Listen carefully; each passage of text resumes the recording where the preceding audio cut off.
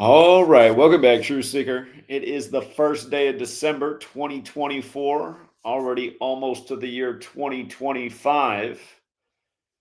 And hopefully, 2025 isn't as bad as the Deagle website once forecasted it would be more than 10 years ago now.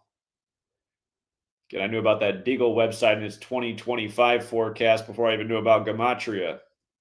And since then, there's been a few more things pointing to that year, but we're going to ignore that for now.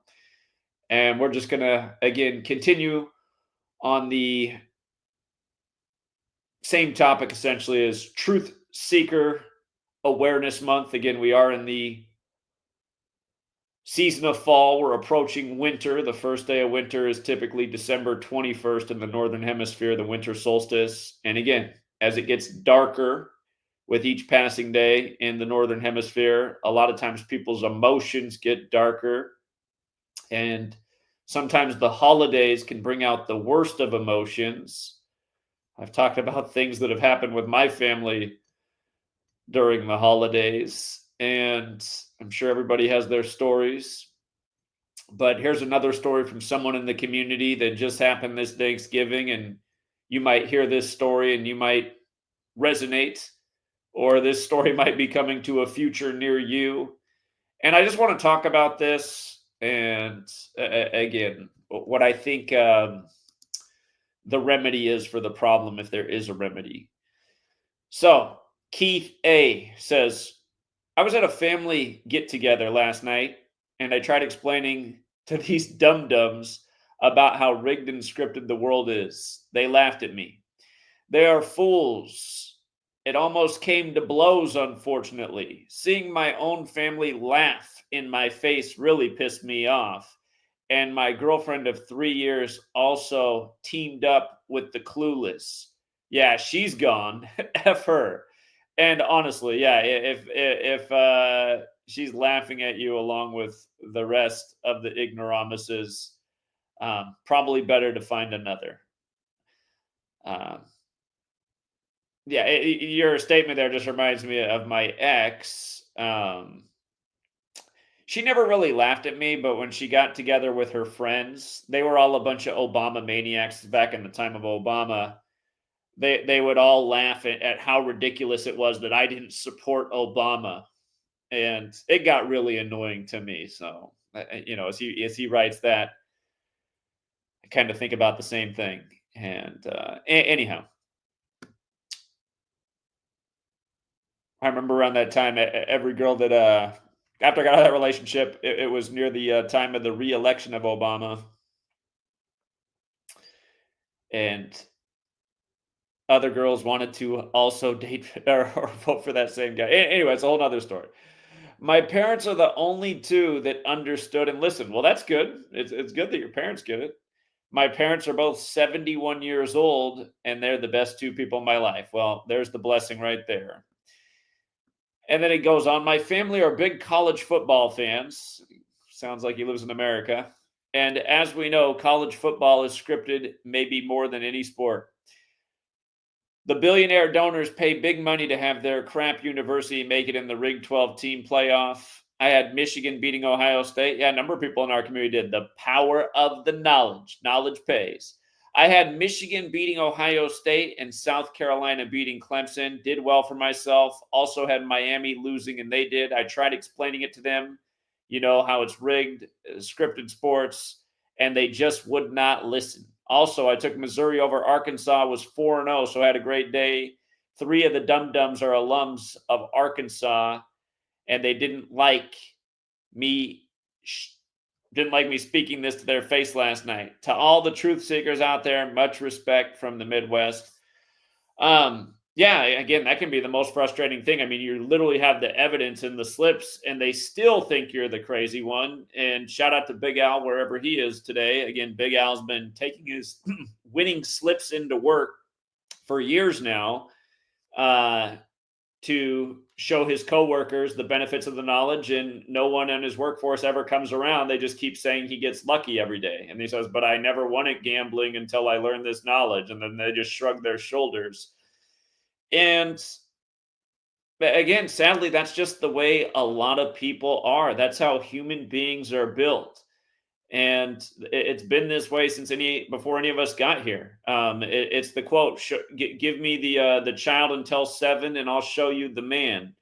The people who run this world, more than this nation, that's why they get us in slave school at a young age, and that's why they indoctrinate our minds and they fill up our heads with how great everything is here and what a great time it is to live in and how free we are. And really, it's just piles on piles of lies. Yeah, there are a lot of conveniences to the time we live in. There are a lot of luxuries and benefits and hot showers and water at the sink and an abundance of food. I mean, there are good things. You have to look at all the good and bad. This cabal, they have made life very comfortable for most people. Even the poorest of people today, in a lot of ways, might have a higher quality of life than our ancestors if you look at it in terms of luxury abundance. But none of that speaks to what it does for our sanity. And just like this person, I have a short fuse when I have the dopes or the dum-dums, as he put it, laughing in my face when they are clearly wrong and all the evidence is on my side, or I should say our side, for all of us who've ever been in this situation. It is infuriating. These dumb people that think they're smart because they regurgitate what they see on screens. And then when you give them a narrative that's on the contrary, that they laugh at you and call you crazy or some other insult. It is maddening. And, that Moxie woman that's recently been hanging around here, she got so offended that I called her a sheep. And that's all I called her. And I would say rightfully so. I mean, it would have been nicer, I suppose, of me not to call her anything. But, she gets so upset and angry about that and goes on a tirade for days and just can't let it drop. It's like I didn't even get mad at her the first time she came on. She listened to me speak for about 30 minutes about 201 and the Jesuits and the long history from their beginning up to the present to what it had to do with this election. And her first words about what she heard is that I probably am a schizophrenic with all kinds of crazy paranoia who can't sleep at night. It's like, okay, so you think saying that about somebody's not insulting, especially when you're wrong on all matters? Again, we live in a society like this, though. We live in a society of people who like to dish out insults, but then they can't take any back. And again, we live in a society of, as he put it, dum-dums and people who think they're a lot smarter than they actually are. And then when somebody who's actually intelligent comes around, so often the dum-dums, if you will, in the language of Keith A., the dum-dums, when they come across intelligence, they often associate it with some kind of mental disorder. Oh, this person sounds smart, must be a schizophrenic. Sounds kooky to me. And this Moxie woman, she comes over from this channel, the Chaotic Truth, where what they do on there every day is they all argue about who's the superior race.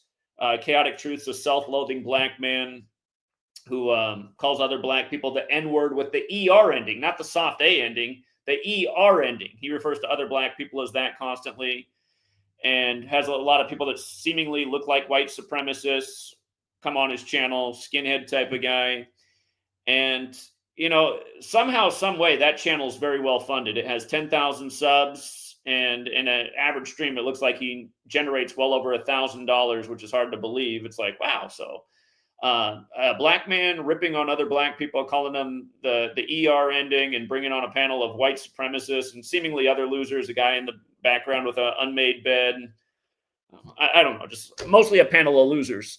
Somehow this is a major cash flow, but then also this same panel thinks what we're doing is immature. The Chaotic Truth guy, he's over there explaining how what we're doing is for little children. It's like, But in a way, it's like, I like to bring up this example because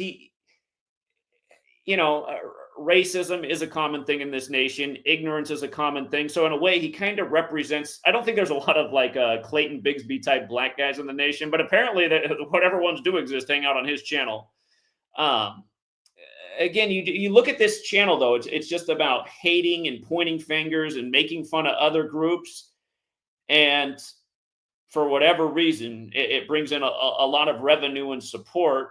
But also the fact that panel thinks that they're also very intelligent And then also because they become introduced to our work, which has become a major focus of their panel, they think what we're doing is very immature and for children. The main host keeps pointing out, he's like, yeah, only young people would ever fall for something like that. But then at the same time, this host, again, very disingenuous person. And when you say to him, you say, well, wait a minute, what are you not following about the significance of, say, something like the Jesuits giving us the language and the calendar and these rituals being performed with their order? You know, when you say to him, you say, you don't find it weird that Donald Trump in this code of letters and numbers equals 60, and exactly 60 weeks into the first ever Jesuitic nation year, 3 stories break on that day. One is conservatives against Trump based on 60 legal cases, and that was right before all the indictments came against Trump. Think about that as well. Alvin Bragg equals 60 like indictment, like Donald Trump. On that same day, Trump announces that he's going to run in the upcoming election, which was the 60th. And then the third story that day, his ex-wife falls down the stairs and dies. And 45 years after their marriage, which should also be easy to understand. And then again, you give that to somebody like that, and they look and they go, I don't know, sounds kooky to me. I'd rather get back to the topic of calling other black people the ER ending word. You know what I mean? It's like, how is this even possible? Like, how do we live in a nation like this? How is it that people would rather participate in something like that and get involved with a discussion like that? And again, I mean, you just got to look at the reality of our society. It's like we've been not born, but we've been raised to be just like a bunch of haters. We have been raised to be racist. We've been raised to follow what the authorities tell us, to have almost zero independent thought or critical thinking. And that's why so often these same scenarios unfold. It's like you're the one with the intelligence and the research and the independent thought that actually makes sense. And then you're presenting that and getting made fun of. So what is the remedy to this? Again, the remedy is just keep it moving when you come across groups of people like this. And like, for example, I've been going back and forth with this chaotic truth panel. And the only reason I've continued to go back there is because every time I do, there's more people who find the work and say, whoa, I thought what you were saying was very interesting. I'm so glad. But again, at some point you get diminishing returns from returning to the same show. I might be at the point where I'm not going back there at all anymore, because really that show has nothing to offer for the world. And for anyone watching from that panel, again, you guys are a group of losers. You guys represent literally what is wrong with the world. And I am characterizing your show perfectly as it is. Every day it's racial hate, ignorance. We voted for Trump and liberals are losers. Anyone who voted for Trump is a loser. Point blank, period. There's no ifs, ands, or buts about it. You voted for a man who has no morality. It's just like the end of his Serta sheep commercial where the sheep closes it out by saying, where is your dignity? I mean, that's a question for anyone who voted for the chump. But again, the proud pussy grabber who ushered in communism, who didn't stand up to the biggest scam ever. So vain, he still paints himself orange at nearly age 80. I mean, you could just go on and on and on about all the qualities that make this guy a total loser. And not to mention, has a very high level of education, supposedly, but speaks like a elementary school child. Everything is good, great, awesome, the best. And then who's ever against him is the worst. It's just, it's trash. It's just like listening to a moron. And again, that's what we live in, you guys. We live in a nation of morons. It's why so many people did vote for him. And again, that is a reality that most people need to recognize, that yes, your fellow man has been raised to be moronic. They are of a very low intelligence. They are of a very low intellect. They do have no critical thinking skills. They do have no independent thought. It is very rare in this society. It might be 10% of this country at best has any independent thinking skills. Now, if it is 10%, it's probably somewhere between 1 and 10%, sadly. That does mean people are out there. And even if it is 1%, what is 1% of nearly 400 million? It's about 4 million people. Then again, some of those people aren't adults, and you are looking for adults.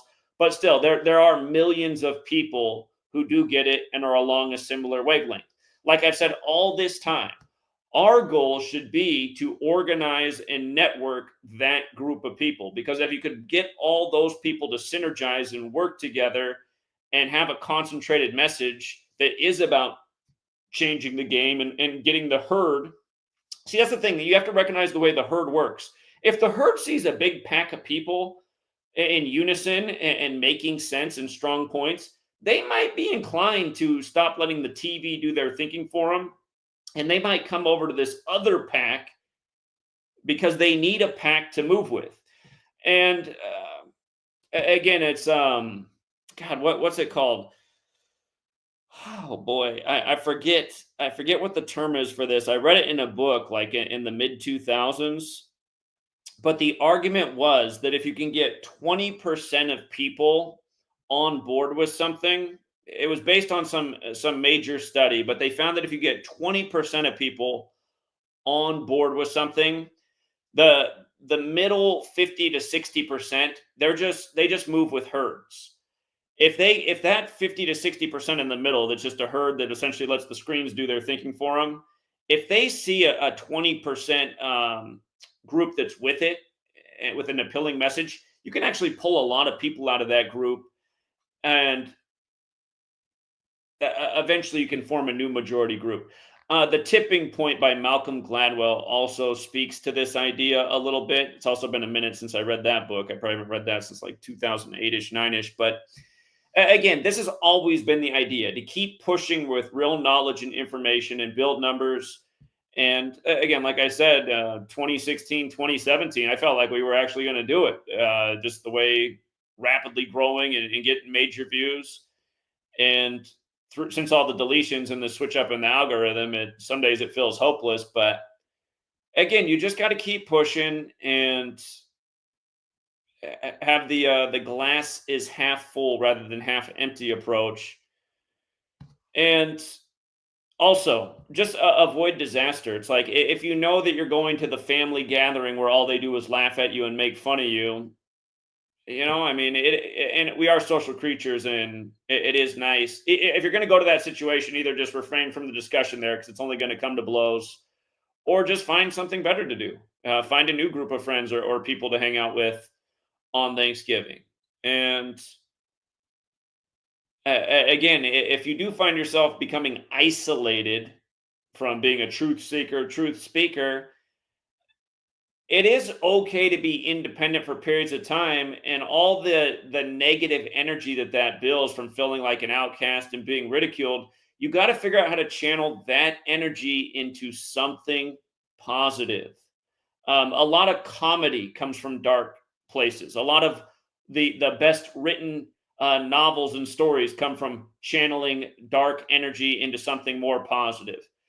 And I've been working on children books for a while, and part of what's been my problem is, like, I feel like I start to make them too dark. The humor is like too dark for children.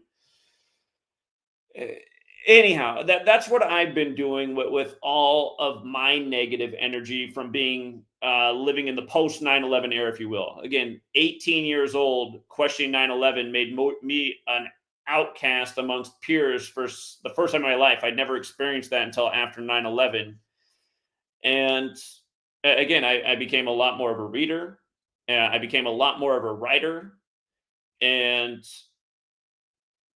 again, they built qualities that I've obviously used as my life has gone on, producing books and a lot of written work and trying to wake people up to the things that drive me nuts.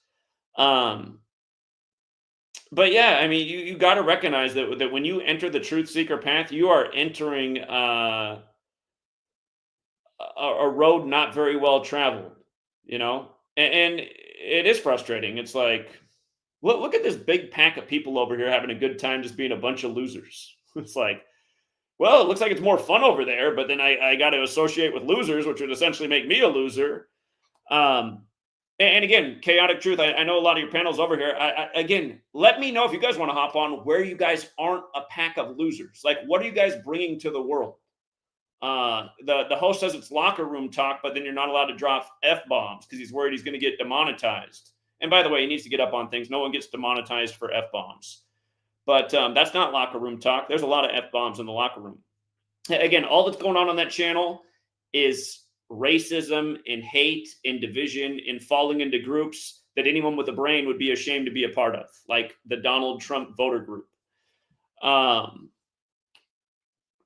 But yeah, again, it is annoying just also being ridiculed, just like chaotic truth. I'm talking about this like literally like worthless YouTube channel, worthless group of people that think what we're doing is ridiculous and absurd and stupid. It's like, no, if more people were on the level we're on, what we're doing would have already changed the world. Nobody would have went along with the scandemic. None of these rigged selections would still be happening. No one would be falling for any news psyops and be in a hurry to give up their rights and liberties. Everything we're doing would be changing the world. The reason it's not is because you have a society of inept losers who don't get it. And they think that they're holier than thou, the inept losers. They think they're the smart ones, but they're, as our friend Keith A said, the dum-dums. So, yeah, knowing this and this being the reality, you got two choices essentially. Cut ties with the dum-dums and just don't even be around them anymore. And that's what I did, honestly. In 2013, I cut ties with all the dum-dums. I haven't been to any family gatherings since 2013. I haven't hung out with any of my old friends since 2013. I said adios. And an advantage I had in my life is I got Sweet Lady, right? I've had Sweet Lady since before that and the whole time. So I'm never lonely or isolated. I have Sweet Lady who's a balance in my life. And if you don't have that kind of person, that can make things more challenging. But you know what? I kind of went through this as well when I was 18 and I didn't have Sweet Lady. And I was in a lot of ways more socially isolated than I ever had been. I found some college professors at that time to talk to who got it. Those are the only people I knew that were also questioning and nodding their head when I was talking, saying, "Yeah, you see through it." But yeah, it's not worth it to come to blows with your family or even former friends or groups of people, because at the end of the day, that's not really who we're trying to fight either. It's just like you got to distinguish yourself and say, yeah, they are a pack of losers. It's time to cut ties. You know, losers don't recognize that they're losers. And about chaotic truth, he as he does his monologues, he talk and see, I could have already come to these conclusions, but he'll start to explain at times like how he came to be how he is. And like he was going on a discussion about how he realized when he was young that he was a very ugly person because all the girls let him know. That kind of stuff will wear on you and jade you towards the world. And I'm sure that's part of how he came to be the guy who hates his own race and refers to him with the ER ending. And again, he talked about being a small guy. Being a small guy can be tough, especially in the States where most people are taller. So I'm sure he got bullied and picked on and passed over by the ladies. It was like the Far Side song for this guy to end up where he now is. But again, it is sad where he ended up. And it's also sad that he thinks that what he is doing as adult, whereas somebody who's standing up to tyranny, he thinks that's immature. Again, he's symbolic, though, of this nation, how backwards people's minds are and how they don't know their place. So you just got to recognize that when you're on a tier above. You got to recognize that the lemmings are down below. Chaotic Truth and his panel are a bunch of lemmings. And if you don't know what a lemming is, look it up. It's a pack of people driving themselves towards destruction. So that's exactly what the Chaotic Truth and their panel are. It's exactly what Keith A's family is. He's shown them the winning slips, hitting major upsets. For people who don't know, Michigan paid plus 900 yesterday to upset Ohio State. Again, a lot of people in the community use the knowledge and the decode, and the numbers are right there for Michigan to upset. But again, the sheep, they don't resonate. They're like, oh, you just got lucky. They'll say things like, I could have bet it too. It's like that. Really, that's your response? You're like explaining why you bet this through this knowledge, and they're like, oh, that doesn't make any sense. I could have bet that too. It's like, but you didn't bet it. You didn't go 4-0. You didn't hit all these big upsets yesterday. You just got lucky. This is what Big Al's been dealing with for years. Big Al's been in the community since like 17, 18. And this has been his life experience for the last 6 years now. So, and a lot of people, not just him, but I always go to Big Al because Big Al's come out in pound payment with us and just been a routine contributor for a long time now. But yeah, it is. It's like living in the Twilight Zone. So anyhow,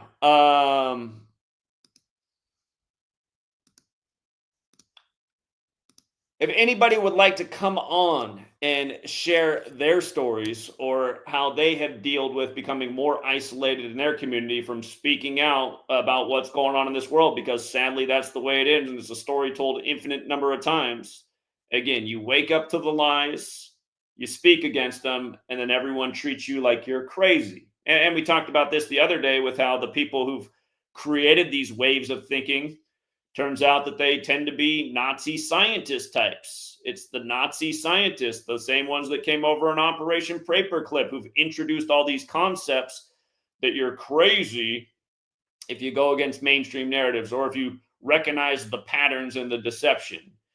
And it really is. It's essentially one nation under Nazi mind control and too dumb to snap out of it. And again, for all people who say, well, they're not too dumb, I'd say they're too dumb. And I understand that they were made to be too dumb. But again, I don't really know a more accurate way to put it. Again, you look at it, they put poison in their bodies, they put poison in their minds. Somebody comes along and shows them exactly what's going on, and then they're too dumb to see it. They instantly dismiss it as crazy. I understand that they were manufactured to be dumb, but they are. And I don't know if some of us are just immune from birth. I'd say I might be one of those people because I questioned everything from the youngest of ages. But you see a lot of people who snap out of it. Shout out to Big Al. Big Al's one of the people who snapped out of it. Big Al says he came across the work and at first he wanted to dismiss it, but then he looked into it more and then he started to benefit from it. And he let evidence be the reason where a lot of people don't even have that ability. So.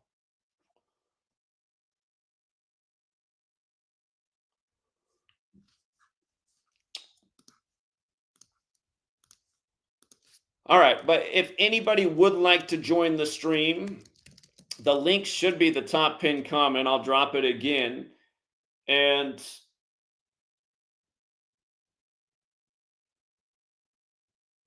yeah, it's just, don't let this become your story for the holidays with upcoming Christmas or New Year's. It's just,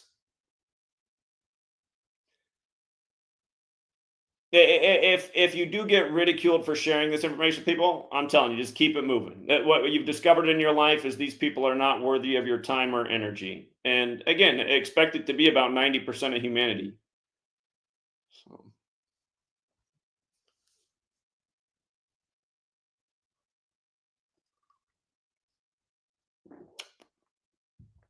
For the trolls in the chat, you guys can hop on too, and you can come on and ask me, and I'll put you in your place about what's actually going on. Again, dishonest trolls in the chat who are always making misleading claims, come on and try out the argument on here, and then you'll get corrected. So, what's up, King Richard? Yo, how's it going, man? Going all right. What's up? Man, I had to deal with this type of stuff. Not for the holidays or anything like that. Actually, it was just me and my woman. You know what I'm saying? We were just celebrating the holidays or whatever. You know what I'm saying? The usual stuff. But no, I had to deal with this on Chaotic's panel the other day. I don't know if you heard that interaction. Did you hear that interaction that I had with them? I don't know if I did hear it, but all their interactions are kind of the same, where they just dismiss and ignore and act like they can't comprehend 2 + 2 = 4. So right, no, their interaction with me was basically just telling me that I should stay a selfish person, and I'm like, I disagree. I'm not a selfish person, man. I'm always been one to like help people and stuff like that. So I don't see myself doing that, But yeah, it's wild, man. And he was trying to equate me, knowing about this knowledge. He was trying to equate me with the ending of Star Trek, And I'm like, how is that even a comparison? Right. I mean, he keeps bringing up Star Trek and Starship Troopers, and his whole thing is space. He always says that I'm just an ape on a floating rock. That's all I know. It's like, well, you don't even know any of that either. And then, see, that's the thing about a guy like him. It's like, I said, do you know about Piltdown Man? And he's like, Never heard of it. I'm like, well, you should look into it. It's the first proof of evolution, which was admitted to being a fraud after 41 years. So, and it was taught in universities for 41 years before it became an admitted fraud. Right. I said, And does that make you Piltdown think equals twice 41. about evolution since the first proof was a fraud? And he's like, Right. not really. I was like, Yeah, okay, and so I guess we're critical thinking. Piltdown equals 41. Piltdown Yeah, equals exactly. 41. I pointed that out to him too, and he's like, it sounds. He says the same thing. Where he's like, that sounds like bullshit. It sounds like bullshit. But Yeah, and he's always talking about how people's brains aren't developed. It's like, yeah, he tried telling me that. He tried telling me, he's like, he tried to say, because I'm 22 years old, because I am 22. He tried to say that just because I'm 22 years old, I used to be just like you, and he was trying to equate me being like knowing Gematria as him being a part of these black nationalist groups. I'm like, dude, that's not even the same thing. That's not, you're equating two different things. Yeah, exactly. Because these are all the things his mind's on, and he's just trying to form a narrative. By the way, that 6079 Smith guy in the chat, total loser. I've given him like 50 opportunities to come on here. Nobody likes him. Just sits around and trolls all day. Yeah, he also went on somebody else's channel and was saying, I don't like that GematriaEffectNews guy. Who's that? And the huh? Who's that? 60, what's that dude's name? 60, yeah, 70. He's been trolling all over the place Yeah, for like what, 3 years I know. now? So. Yeah, he's the one that's been trolling Itachi too for years too. So, but yeah, no, like I said, man. And again, it's just like towards the end there, they were just kind of like laughing at me. It's like, and I didn't care. Like, here's how to deal with these people, man. Like, you know, who cares about what their opinion? The sheep are gonna say what they're gonna say. I just say, you know what I'm saying? Continue just to move on and just know the information, but keep presenting it out there. You know what I'm saying? Because I present the information, I get a lot of good feedback from it. A lot of people are like, "Oh my god, this is interesting. I gotta look more into this." And the example that I use Independence Day. You know, I start simple. You know, why do we celebrate this nation's birthday on 7/4? Independence Day 74. Holiday, that's a holiday, right? Holiday 74. And then I just go on. And they're like, "Oh, I get it. I understand that." Yeah. Again, that panel. There's the thing that doesn't make sense about that panel is how well funded it is based on how small it is, and it's like he's worried about people dropping f-bombs, but everyone's calling each other niggers. Yeah, like, calling them the n-word, and then you have white people calling people n-words on there too. So. Yeah, but he doesn't allow the F word, but he allows that. So just nothing makes sense about that channel. And not only that, but you let a loser like Cuts on there, and then you give him his own segment. I mean, that just lets you know right there off the bat what type of person chaotic. Well, I don't know if you saw how much money he raised, but he actually, when Cuts and I were on there one time, he asked people to send in super chats to support which $200 valued more on the panel, and he raised about $1,000 probably in about 10 minutes. And somebody said the majority of the votes. So I was like, wow, people donated about $800 in no time to support Cuts. This is a weird panel. Yeah, and somebody donated $200 to keep him on there. So that's an extra $200 right there. So yeah, no, it doesn't make sense how much money's rolling into that channel. But in a sense, but other than pushing the Trump thing, black men for Trump. Right. Yeah, we had somebody else hop on here. What's up, little Senju? Am I saying that right? Yeah, light Senju. What's going on? Oh shoot, man! I hardly got any sleep last night. I can't read. Light Senju, man. My bad. Yeah. How's it going, man? Salute to the panel. Well, what was the topic that we were talking about? Just to refresh real quick. The topic is it started with somebody leaving a comment about how they got into a bad altercation with their family at family gathering, trying to share knowledge and information. So we're talking about. That can happen when you start talking about things that aren't mainstream. Our society is so programmed to be in the mainstream only. If you're not in the mainstream, you might be deemed crazy. And I'm just putting out the same message I put out many times before. Getting into the truth can be isolating, and there can be good and bad from that. But if you do find yourself where people are starting to treat you like an outcast, it's probably better to just move on and make new relationships in your life rather than stay around the people who are dragging you down. Well, what did you come on to talk about? I mean, I guess I could kind of agree with that. I feel like people naturally, we all have this natural like hive mentality sometimes, and we want to feel that fit in kind of feeling. But as I started to like maybe when I came across your knowledge, this was maybe back in 2020, 2021, with the death of Kobe, the death of Prince around that time. So many things started to happen. I actually met you in Buffalo. This was during the Buffalo Tops incident that happened. And we actually met the security guard. Chuck.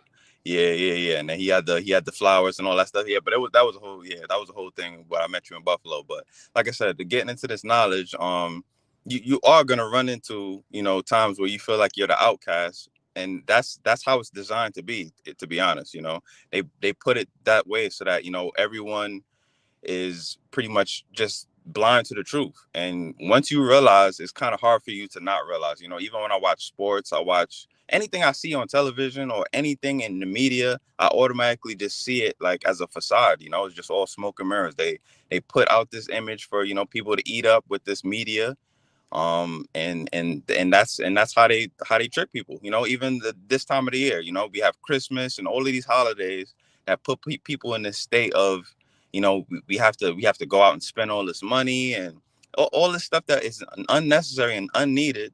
And then we have this the media pushing this stuff for us to go out and buy and put yourself. Consumerism. Yeah, consumerism. Yeah, you spending all like even when you go to the store, you see like for Thanksgiving, I went and seen people spend like $800-900 just on food alone. Yep. And I'm like, wow, that's insane. Buying all this unnecessary food. Half of it is more. All of it is. It's gonna go to waste. Half of it. Yeah, all of it is damn near poison. The food that we're eating. So like I said, that's if you eating all this poison, which is around this time of the year, people eat the most. They drink the most alcohol because they're around family, and all that stuff is connected because you're eating all this poison. So your mind is gonna be poisoned. So it's easier for you to be manipulated, and they could just pretty much they're puppeteers. You're just controlling you, all your emotions, all your energy, and that's pretty much that's what they do a lot of these times. Yeah, no, it's like I said, I mean, that isolation with speaking out against the truth, it's gonna happen. I've tried to speak out myself, like I will go on TikTok and different platforms, and even they censor you heavily. That's one of the things that I feel like kind of puts people down when they're getting censored and they get ostracized by certain people. But that's just what comes with this knowledge. When you speak out against this entity or these groups of people, you're gonna get pushback. And then sometimes it's gonna be family, sometimes it's gonna be loved ones. I have people close to me that I you feel so good about wanting to spread this knowledge to other people. And sometimes it's just like when they don't understand it or understand your viewpoint, when it's so easy to see, you get it puts a burden on you. It does hurt you sometimes, but you have to understand, you have to take it as a learning experience. Maybe they're not at the point in life where they can take in that knowledge, but you can always plant that seed. Sometimes it don't have to be right now. It don't have to be, in the next few months or a few years, but sooner or later, they're going to have to realize, because this stuff is slowly starting to unravel itself. That's what I feel like, even with family, my family is starting to see, some of the things that they used to call me crazy about or think it's coming to fruition. Now things is just and we're in the age of technology where anything can be researched, anything can be found. There's no excuse for not being ignorant in these times. So if you do the research and do the searching and do the shadow work, you're gonna figure these things out, and it's up to you, to really do the research on it. Indeed. All very well said. And thanks again for coming out to Buffalo too. Appreciate that. Oh yeah, for sure, man, for sure. Like, yeah, I mean, like I said, I'm close by, and there was a lot of, like, even right now, there's a big snowstorm around the Buffalo area, and and I feel like it's linked to the game that's going on, the Buffalo Bills game, and the O.J. Simpson game. Right, and exactly. Look how they do it, you guys. Look at the primetime games for Sunday Night Football and Monday Night Football. They always link these primetime games through a theme if you're paying attention. You got O.J. Simpson's team's playing. He died at 76 before the season began. The Bills just happened to be 7-6 versus the Niners. It's the meeting of his teams.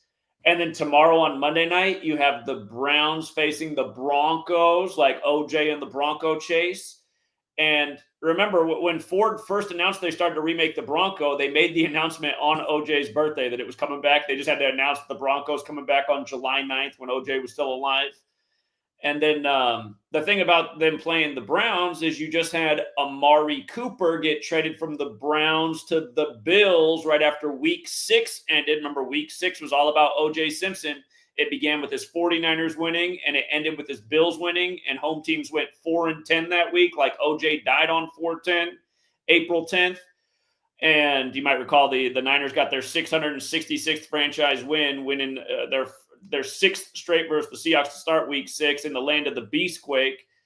But all this ritualism, and there's a lot of 93 in the NFL today, and it just happens to be Aleister Crowley's death anniversary, who worshiped the number 93, reminding you that the occult is running a lot of things, including our sports leagues. And what's amazing is how you can lay this stuff out for people, and somebody else is like, oh, you got to be kidding me. It's like, why do I got to be kidding you? Aleister Crowley's super influential to not only the ruling class, but I mean, everybody knows about the British invasion. Every single rock band from Europe was influenced by Crowley. So why would you not think this other entertainment venues paying tribute to it? Especially as, again, you just look at the way the games are structured, how many 93s are out there today. I mean, I haven't seen, there's like more 93s today than there has been for the entire NFL season combined leading up to today. But yeah, go ahead, friend. What else were you saying, Light sends you? Yeah, no, everything you're saying is right on point. I mean, and like I said, I always push. One of the main things that people, when they can't absorb this knowledge, I feel like it starts with nutrition. You know, it literally starts with nutrition. All of this stuff that we like, say if you go to a sports game, you know, you're going to eat hot dogs, you're going to get a beer, get French fries, all this. When you drink alcohol, there's studies that show when you drink alcohol, people have 90% of people have parasites. Okay, that's one thing. That's one of the things. People have parasites. So there's studies that show once you drink alcohol, that actually exacerbates and pretty much it helps the lifespan of the parasites. So they'll multiply when they're under the influence of alcohol, whenever alcohol gets into your system. So, you know, think about it. You go into these places, you get beer, you get alcohol, you get, you know, they want you to be all hyped up over alcohol. Then you go and eat poison food, which is probably have more parasites in them.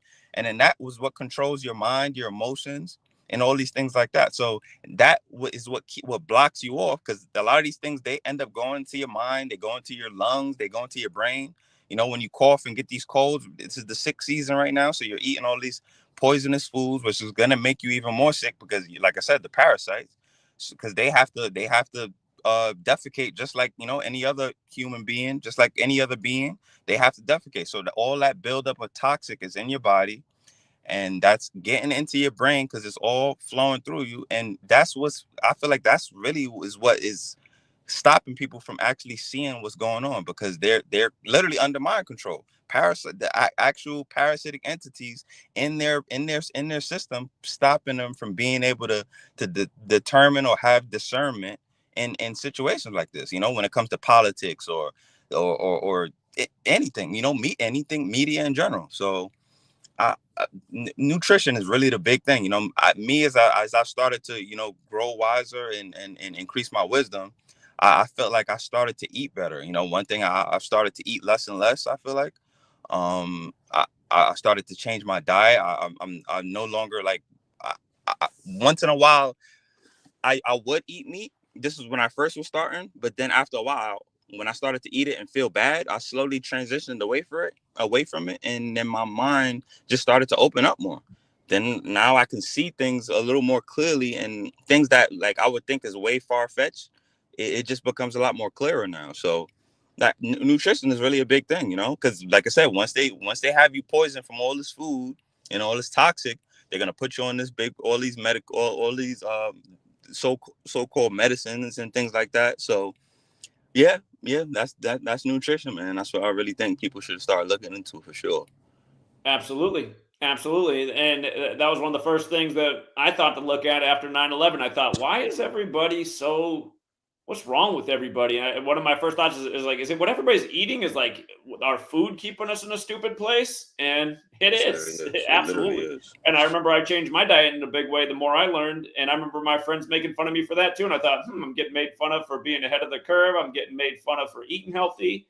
What is wrong with the people in our culture? I always make the same point. Amy's got the comment. Exactly, guys. Just listen to the word culture. It literally has cult in it, and our society is a cult. Again, the cult is look at if you had to look at the rules of the cult in the United States, going along with the mainstream, that is right up at the top of this cult. You better be in line with what the authorities are telling you. You better believe everything the authorities told you. That is at the very top of the cult. Eating terrible food is up at the top of the culture. Like literally poison your body from all angles. Alcoholism is a major part of our culture, and again, there's a time and a place for everything, but alcohol is so destructive for so many people. And let's not forget how they gave us alcohol by the numbers too. Alcohol 33, they ended prohibition in 33. Right? I mean, rightfully in a land of freedom, it shouldn't have ever been outlawed in the first place. But again, they gave it to people in a strategic way. They know if you take something away and then you give it back, people will overindulge in it. Just like a child. If you shelter your child way too much, when they go off to college, they're going to be the ones that party the hardest and get themselves in the most trouble because they were so sheltered. They didn't have they just went from cold turkey to just overindulgence overnight. And I mean, for anybody who's been to college, you've seen that story 1,000 times over. But yeah, and something I get annoyed of is when people start criticizing my work and saying what I'm doing over here is a cult. It's like, please, what cult am I promoting? All I'm doing is promoting knowledge and information, and to see through this ritualism that the authorities do to us for the sake of waking up. We're not promoting any other kinds of group activities or you got to do this. It's just, here's the knowledge. Pay attention and tell me you don't see this unfolding day after day. So. That's funny you mentioned that because there's a guy on CT's panel, and he'll just be like, this Gematria is a cult, but yet he's supporting Donald Trump. His name is Latino for Trump. It's like, so you're supporting Donald Trump, and that's literally a cult. You're going along with that, but saying what we're doing over here is a cult, which is not what it is.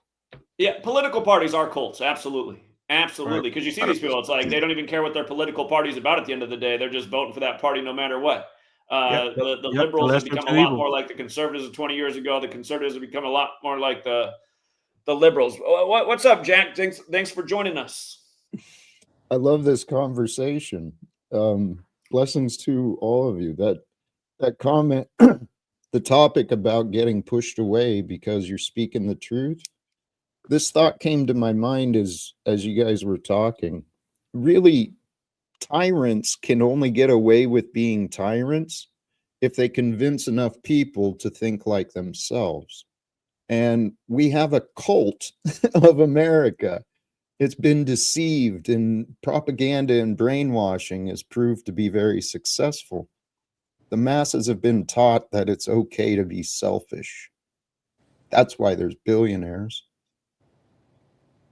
Yeah, absolutely. It's true.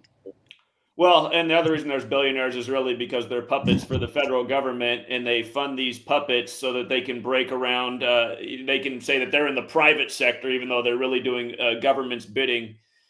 So that's Elon Musk, Bill Gates, as I understand. Yeah, Bezos, a lot of these guys. Mark Zuckerberg. Hello, that's the new wing of the CIA. That's the intelligence gathering department. So. Well, this is how it's been so perfectly orchestrated. The masses have been convinced to obey for a paycheck. So Bezos and all these people, they only have power because their employees obey. You know the name of the guy who did the obey sticker, Jack? You know that guy's name? I can't remember, no. Shepard Fairey. Doesn't it sound right? You look at it, it's like the sheep herder of the fairies are obeying this tyranny. I was raised that way. Another thought that came up, what you were saying when, how kids will rebel once they leave the household. This strict parenting style of, punishment and making sure the kids obey. Man, that's how I was raised. And it drives us nuts. We don't know how to think when we're taught to obey. Well, I mean, there is a place for obedience, but obeying tyranny is not something that anyone should be doing. No. But the paychecks are inviting. That's how I became a soldier, man. I needed a paycheck. And Uncle Sam was paying every 2 weeks, man. I'd estimate that at least 3 out of 4 people in the military signed up to get their education paid for. Yeah. I almost did it too. The military recruiter told me there'd never be another war in my lifetime. That was the summer of 2000. Fucking liars. Exactly. I was skeptical then. I was like, I mean, in a way, at that time, it kind of felt like it could be that way. It felt like maybe. But then had I taken that advice, man, just 1 year later, here comes Infinite War. So it was the first Bush Senior, the propaganda they brought out about, all the stuff in the Middle East. That got me. Hey, we've got enemies in this world. We need to protect and bring justice to those criminals. Hell, I didn't realize I was watching the criminals testify in Congress, right? The people involved. We were born into like a true conspiracy. People act like a conspiracy doesn't happen. All the definition is 2 or more people collaborating to essentially have one over on another group of people. I mean, it's like, isn't that happening all over the place? I mean, like, the world's full of conspiracy. That's why there's selfish liars in charge. The two go together. The systems that protect the wealthy and the positions, it's a criminal enterprise, and there is obvious corruption, visible corruption. It's protected behind legal secrets. They just pull out that plausible deniability, or I've got immunity because of my position. That's a bunch of nonsense, man. Indeed. Another thing that's just wrong with the world, and you were supposed to speak on this, is just, again, they've taught, I mean, there is something to being your own individual and having your own mind. That's part of it. But then there's also something to be able to cooperate and work with others and create synergy amongst people. And very few people want to engage in that. I can understand to an extent why it's hard to trust anybody. They've turned us all into very hard people to trust. It's like, you ever helped out your neighbor and then got your house robbed for it? I mean, I can tell you that story. That was a bad one for me.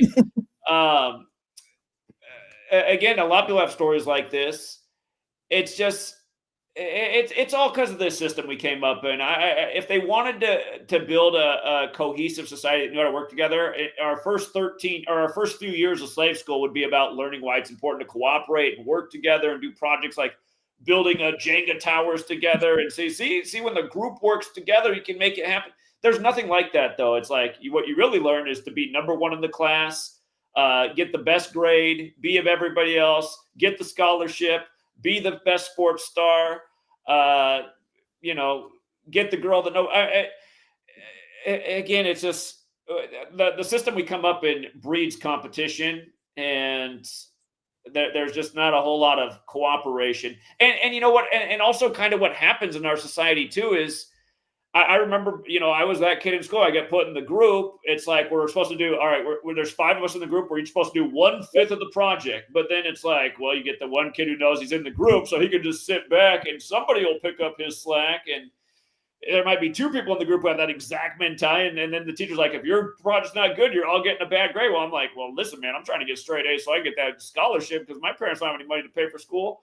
So then you end up doing three of the people's work in the group. That's also the way it is. And it is challenging. And then, you know, the thing that I was shocked about when I started putting out work online, I thought people were going to embrace what I was doing. So I was like, look, I love this guy's video over here. Look at what I just showed adds to what he showed. And then like nobody responds. And then finally 3 months later he responds, and the response is, this guy over here is a crackpot weirdo. It's like, crackpot weirdo? I mean, I thought it was undeniable what I just showed. I still remember that guy who had all those millions of views for the Sandy Hook. God, I can't remember. What was his name? He was a black dude. Who remembers the black dude that did the Sandy Hook documentary that got like 10 million views? Can you remember that guy? Can anyone remember his name? He had the most viral video on the internet after Sandy Hook. I don't know how many, because there was multiple copies of it. Like the most viewed one had over 10 million views. I can't think of that guy's name. But he finally addressed my video, and then he just went on to, he's like, we're not doing any gematria. And I was like, how are you denying the 112 Sandy Hook thing? Like, this should be part of your video. I'm trying to see if anybody in the chat remembers his name. God. This is the United States of amnesia. Everybody remembered that video at the time. Is Alex Jones a black guy? Like, how's that even your guess? Talk about, that's another thing that's wrong with the society. Listening skills. God, that's funny. It goes Nobody together. can remember his name. Somebody must remember the dude who did the viral video about Sandy Hook. God, I cannot think of his name. He's been out of the scene for. I don't think he's done anything for like 7 years now.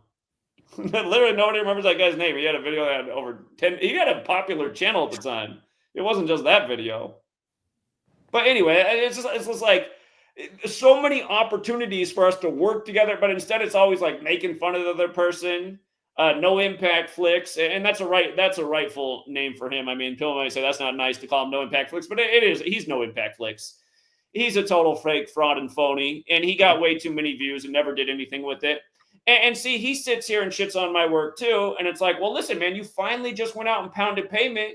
You went to all these Trump rallies and you uploaded all these videos, and you don't have one interaction where you made anybody stop and listen and think about a word you said, even though he is making logical points. And they said, and I told Brian this a long time ago, I said, your information reminds me of when I was 18, 19, 20 years old, trying to wake up the masses, just making logical arguments. I knew that wasn't enough. That's what drove me to figure out the things I figured out.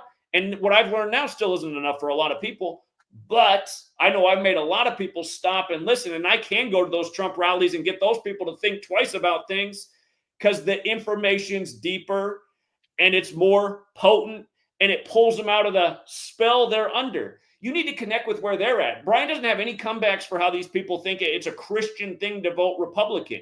You need to be out there teaching them about how MAGA is the highest degree of the Church of Satan and how they can look to the fact that Obama did joke on the Church of Satan's 45th birthday with Trump in attendance, that he would become the 45th president of the United States. They start looking at that stuff, they're going to be like, that is pretty weird. Maybe I need to think twice.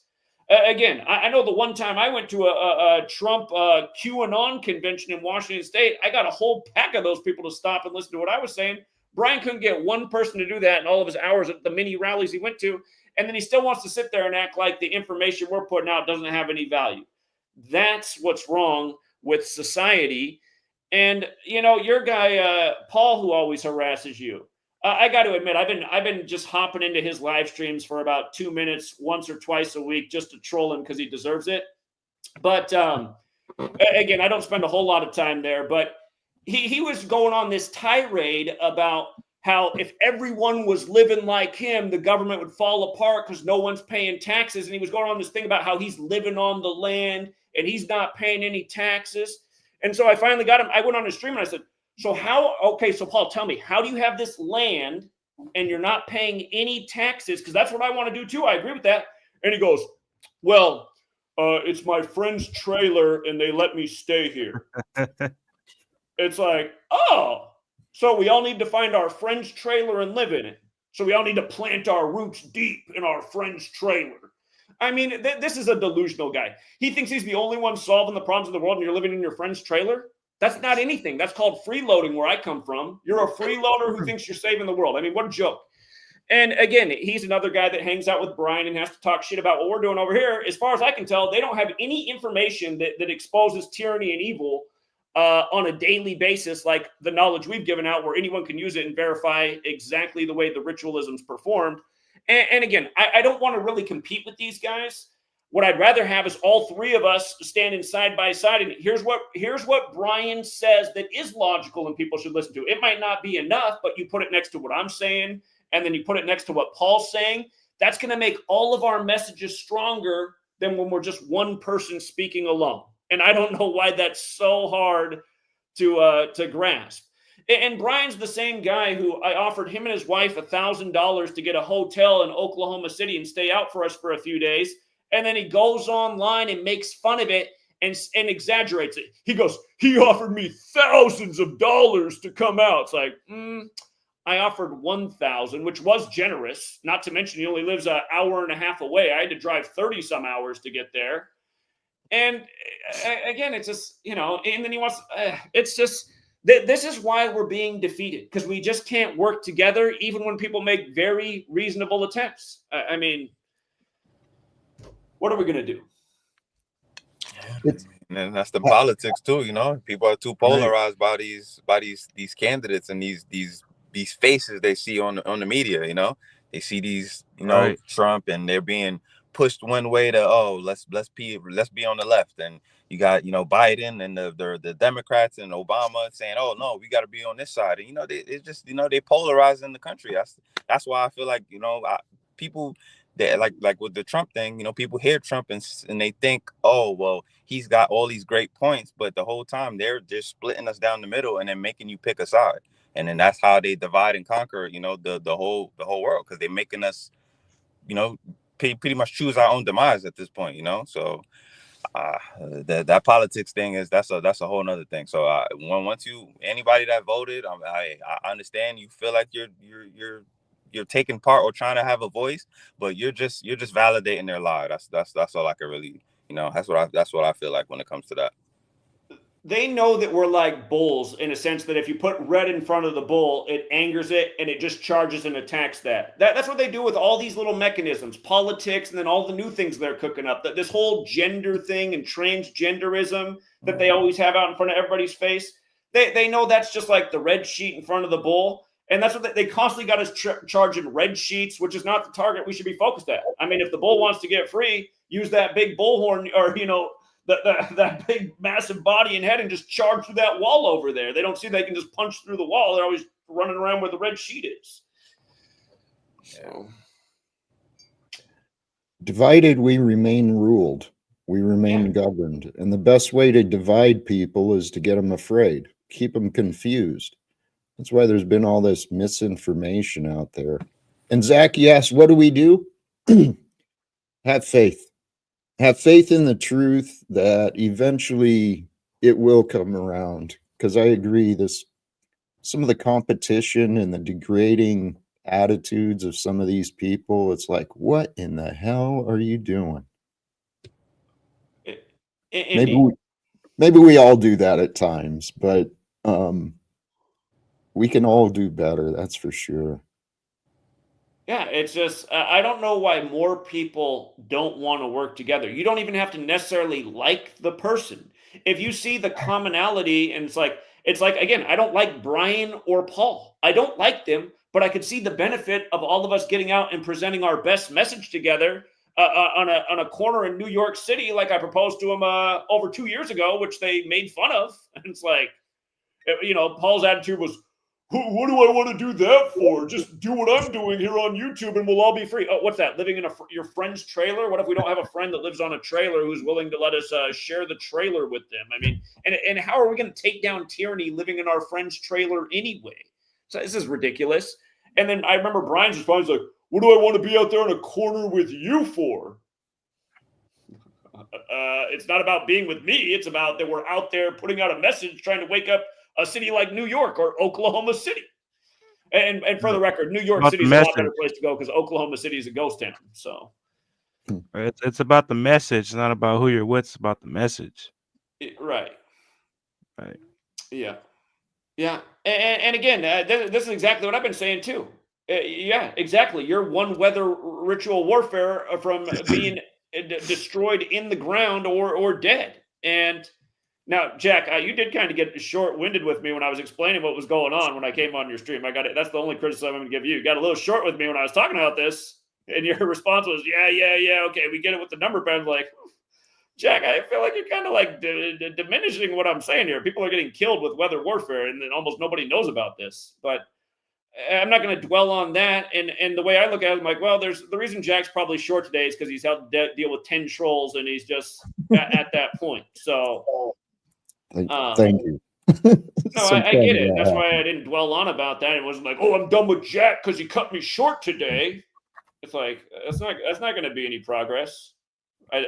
Again, put yourself in somebody else's shoes. I do see that Jack's putting up with trolls. Now, Jack, I do got to say, man, I don't know why you even put up with these trolls. I don't know why. I know you're trying to have a discussion, and it's just like, I was hoping more people would come over from my channel and participate, but God, it's the same trolls that want your attention every day.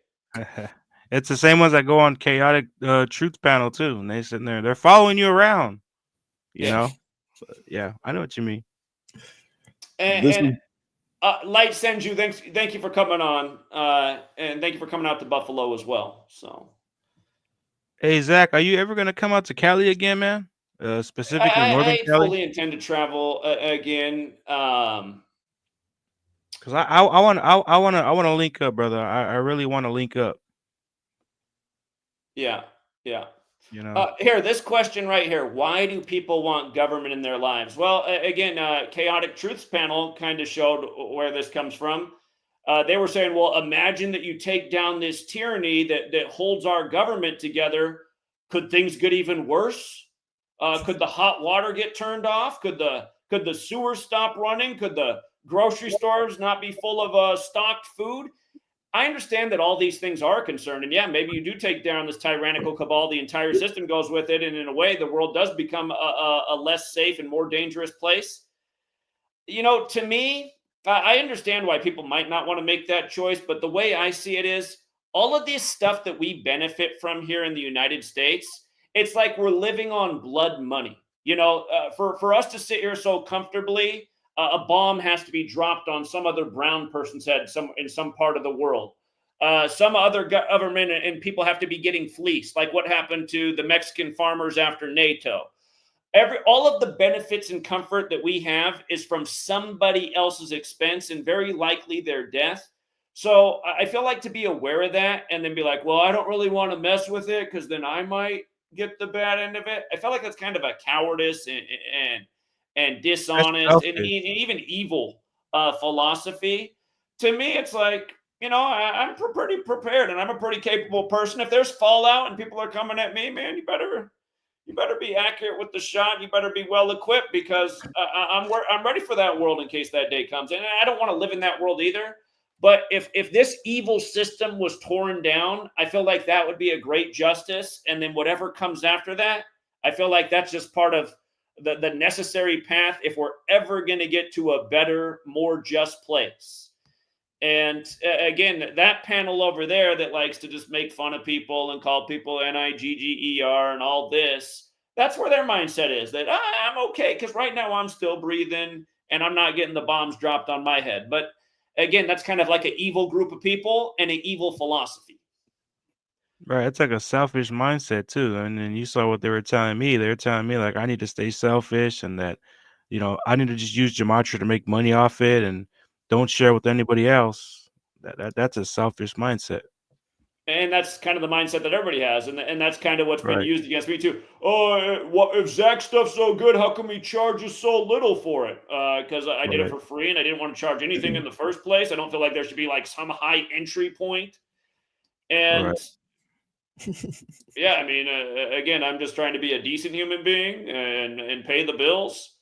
And by the way, for all the trolls mad out there who are digging into things, you guys need to add into the equation that Sweet Lady's a doctor and she's paid very well. And again, I don't want to get into that, but the trolls right now are spamming. And even Pocket Watch Paul's all on that. He's talking about it. And it's just like, hey, you guys can be jealous that I'm in a successful relationship with a successful woman, but I mean, is that helping anything? If that's what you want to obsess over? Nope.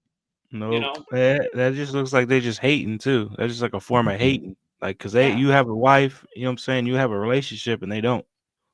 They gotta watch another grown man. Yeah. So how dare you have a good life? Damn it. You Right. can't be happy. You can't know knowledge and be happy. That's not right. Yeah. It's like, how dare you be happy and no information, right? Right? Yeah.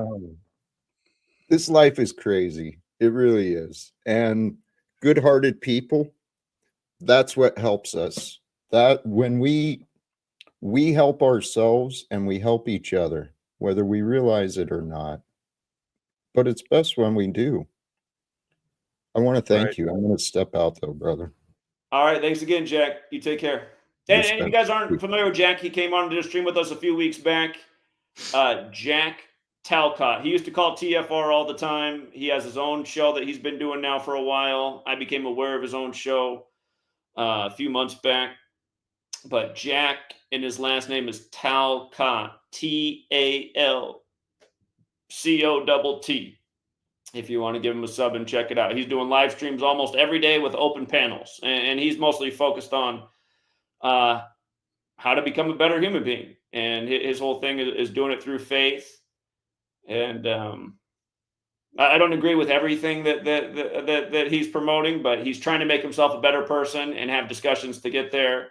And unfortunately for him, his panel almost every day is a bunch of trolls that come over from Paul's channel because Paul's targeted him because Paul's father watches Jack's channel and Paul's jealous of that because he doesn't have a relationship with his own father. So, right, just one of those things. It's like again, it's sad that the world and the people of the world they allow their hate and hater energy to like overwhelm them and become the focus of their thoughts. And with it, it becomes their actions. And again, it's just like the troll I have that screen records everything so that he can make compilations to always make me look bad. What I've always needed the whole time is somebody here screen recording everything that we're right about and putting out compilation videos like that. The work would have gone a lot further. The world would be better off for it. But instead, we have a guy who's doing misleading videos, cutting and editing things up. Like he put out a video how 35 Thursday burned us. Yeah, when you cut out the 5-minute middle section where we had the plus 500, the plus 600, and the plus 150 that all hit, and when you cut out that, which is, plus 1,250 in earnings, and when you cut out that section and only showed the one thing that we missed on that was even money, and you're like, ho, 35 Thursday, what now? It's like, yeah, 35 Thursday paid the bills big time. But yeah, when you edit out all that and only played the one clip of the thing we got wrong, that's a pretty misleading picture, which is what your whole channel is. And then what's crazy is you read the comment section for that, people, you'll see about 20 names in there of people that I helped build up their channel and promote them and got them a recognition and following, got them a start on Patreon. It's like, okay, so all these people that I helped out, talking that shit. I didn't need to, but I did, they're all a bunch of haters over there too. Yep, talking shit. He's making up all kinds of stuff too. I see his comments like yeah, I can't even figure out how one of the guys got in there because I was like, him and I never even had a altercation once, and I've helped him out many times. How's he over there hating now? I can't even figure this stuff out. So, yep, secret animosity. That's what it is. I think honestly, what it is I do have a large network of haters, and I think he tapped into that. If he becomes one of the haters, it helps out his bottom line too. I think that's honestly what must happen with that guy. So, what are you gonna do? Right. What's up, Jay?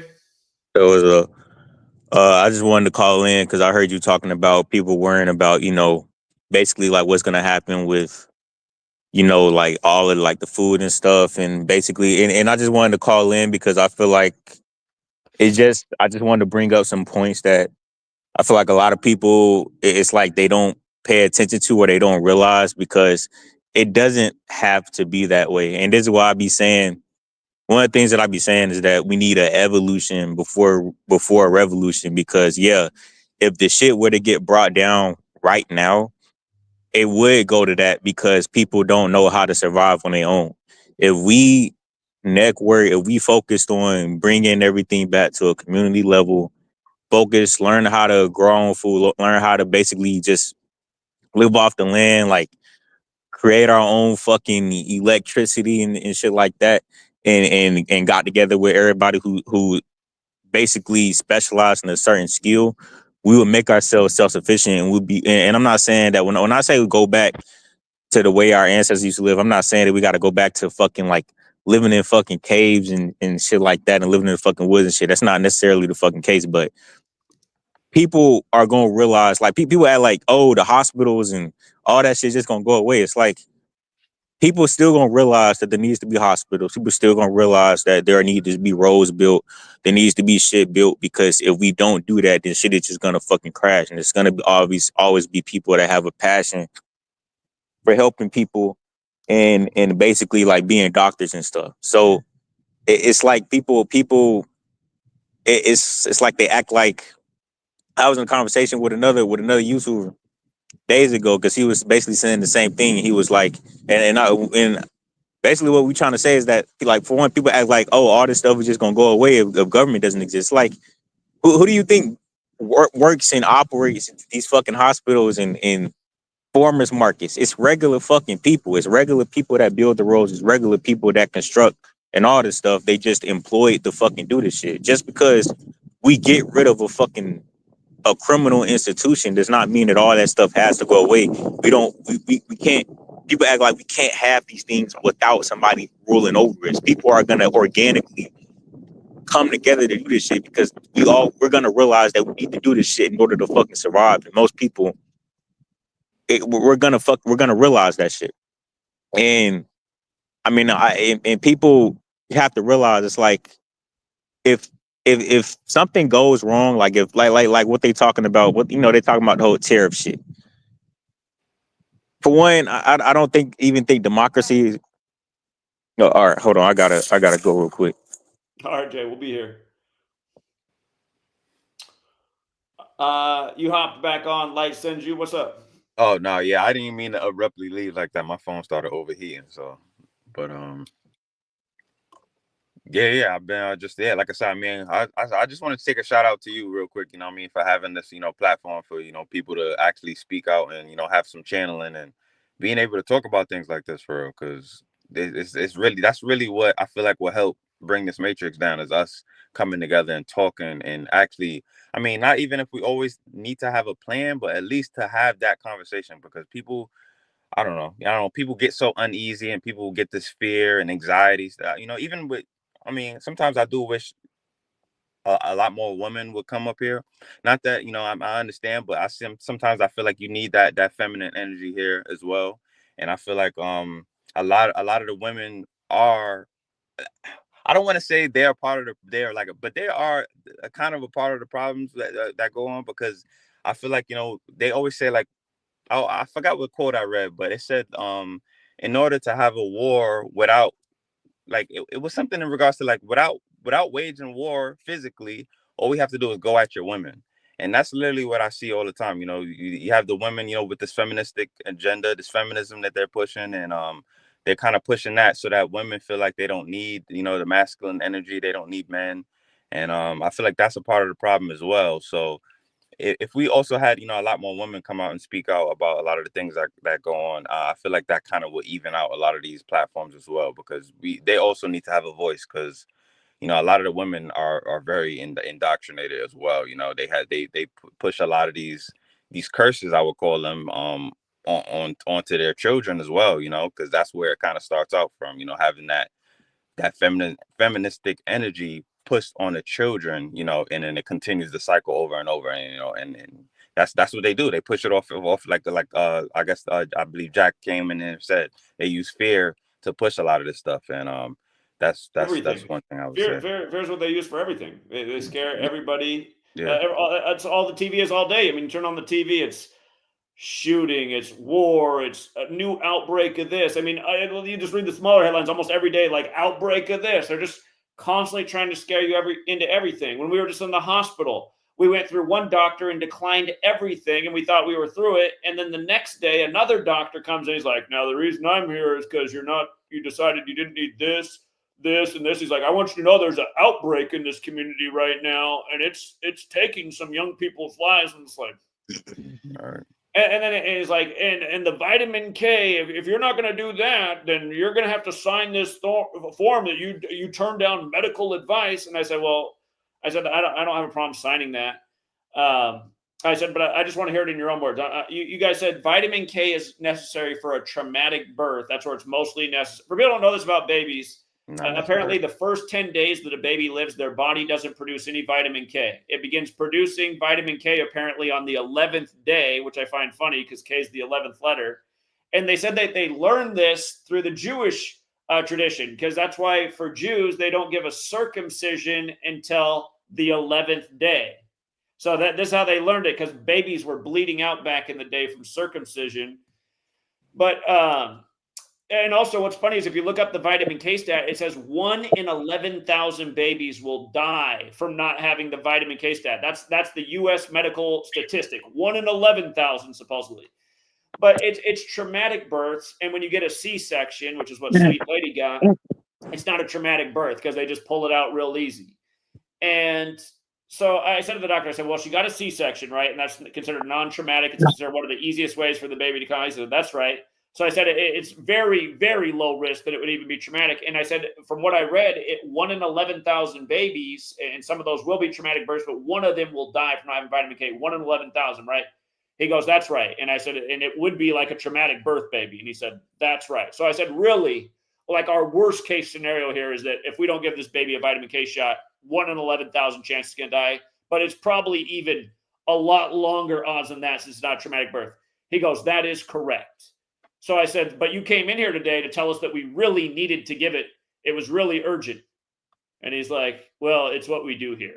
I said, well, here's my whole thing. I said, I understand that vitamin K is probably not really dangerous to the baby, but there are other things in there, preservatives in the shot, right? And he goes, that's true. But he said, none of them are harmful.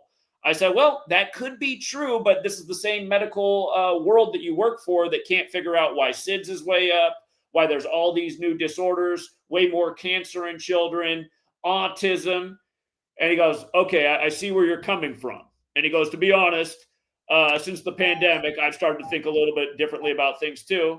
And I said, so we're not really running any real risk here of not giving the vitamin K. And then he said, not really. And then I said, but this other thing, this outbreak, you think that's important? He goes, well, it is going on in the community. And I said, we'll take our chances. And again, the baby's been perfectly healthy and fine. But again, it was just all fear mongering. Like the baby was about to die if we didn't put all these little jabs in the body. And it's like, man, for a year, that's the thing I think about too, is just once upon a time, our ancestors were like living out in the wilderness, having to compete with predators and all this stuff. And we're such a coddled people right now. If there is an emergency, we do have hospitals and doctors, but Pussy society. There's like no predator threats. We got shelter. I mean, I can regulate the temperature. I can make sure it's 70 degrees in here at all times. I mean, Right. Yeah. None of that stuff it's is never needed, been a especially the safer vitamin time K. to live in a That's way, but there's just way more fear than ever that's making us do insane things. And somehow people aren't like adding up the score. However, the two doctors I talked to both said that they've changed their minds about things since the scandemic. So yeah, most of them don't even know about those jabs they given. They just they're just reading off. They don't fucking know about. They don't know half about them. They just go through courses to persuade their patients to get them because they get pushbacks for them. That's the only reason why they push them, because they get. And going off the Rockefeller doctrine too, right? The Rockefeller medicine doctrine. Yep, he's a part of that. He's a part of the reason why it's pushed so much. And again, why are they in big medicine? Because a lot of petroleum products are in big medicine, and they're the oil family. Red Shield. Again, plastic everywhere now. Plastic, the thing destroying the environment. It's all in the medicine. Again, I just thought it was so crazy how after 9/11, it's obvious that this war has something to do with oil. All of a sudden, everybody's driving Hummers and Lincoln Navigators everywhere. I'm like, okay, so now everyone's driving a vehicle that gets 8 miles a gallon. I mean, the world's insane. Oh, facts. Right. And we had another person hop on here. Is it Kamai? Yes, sir. What's up, man? Everybody gets my name wrong, but yeah. How y'all doing? Did I get it wrong? Is it Kamai or is it different? No, you good. That's right. That's right. Okay. Yes, but yeah, I was listening to y'all talking about the nutrients that Light brought up. Is very true. I think the food that we eat is affecting our minds for real. Yeah, I think it got to change for sure. Yeah, of course. Yep. Yeah. It's crazy out here. It's definitely nutrition, man. And when you go on all these commercials is pretty much pushing them. You know, when you go into halftime Yeah. shows or timeout breaks or all of these, you know, these sports shows, that's the main thing they pushing. Popeyes, Drugs. Pizza Hut, and sponsored by Mhm. Pizza Hut and Papa It's John's. drugs. All of it is literally, it's just like drugs. It's just Yeah, like It's especially smoking. literally McDonald's too. that's literally what it is. McDonald's, Literally, you they know, really put they drugs in got the food. the Keep influences, you addicted. Cardi B meals and Cash Big Macs and all this Especially crazy stuff. Snap, bro. It's That's That not insane. man. Zionist. It's Zionist, insane. yeah, all that Yep. stuff, bro. Zionist. Yeah, Oh, yep. same. So since we've got a panel of people on here talking about nutrition, Kamai, how are you eating these days? I mean, all right. I don't really eat that much of the fast foods. I make my own foods actually, because I don't. The fast food industry is crazy, and just getting it from these places is not good, obviously. Yeah, homemade's way better, man. My Yeah, sweetie homemade makes food. my food, and it's way better than, you know. Save money and know what's actually in your food. Exactly. I don't even get an Inflation's going up appetite for too. this shit. Right. You want to go next, Jay? You want to talk about what you're eating these days?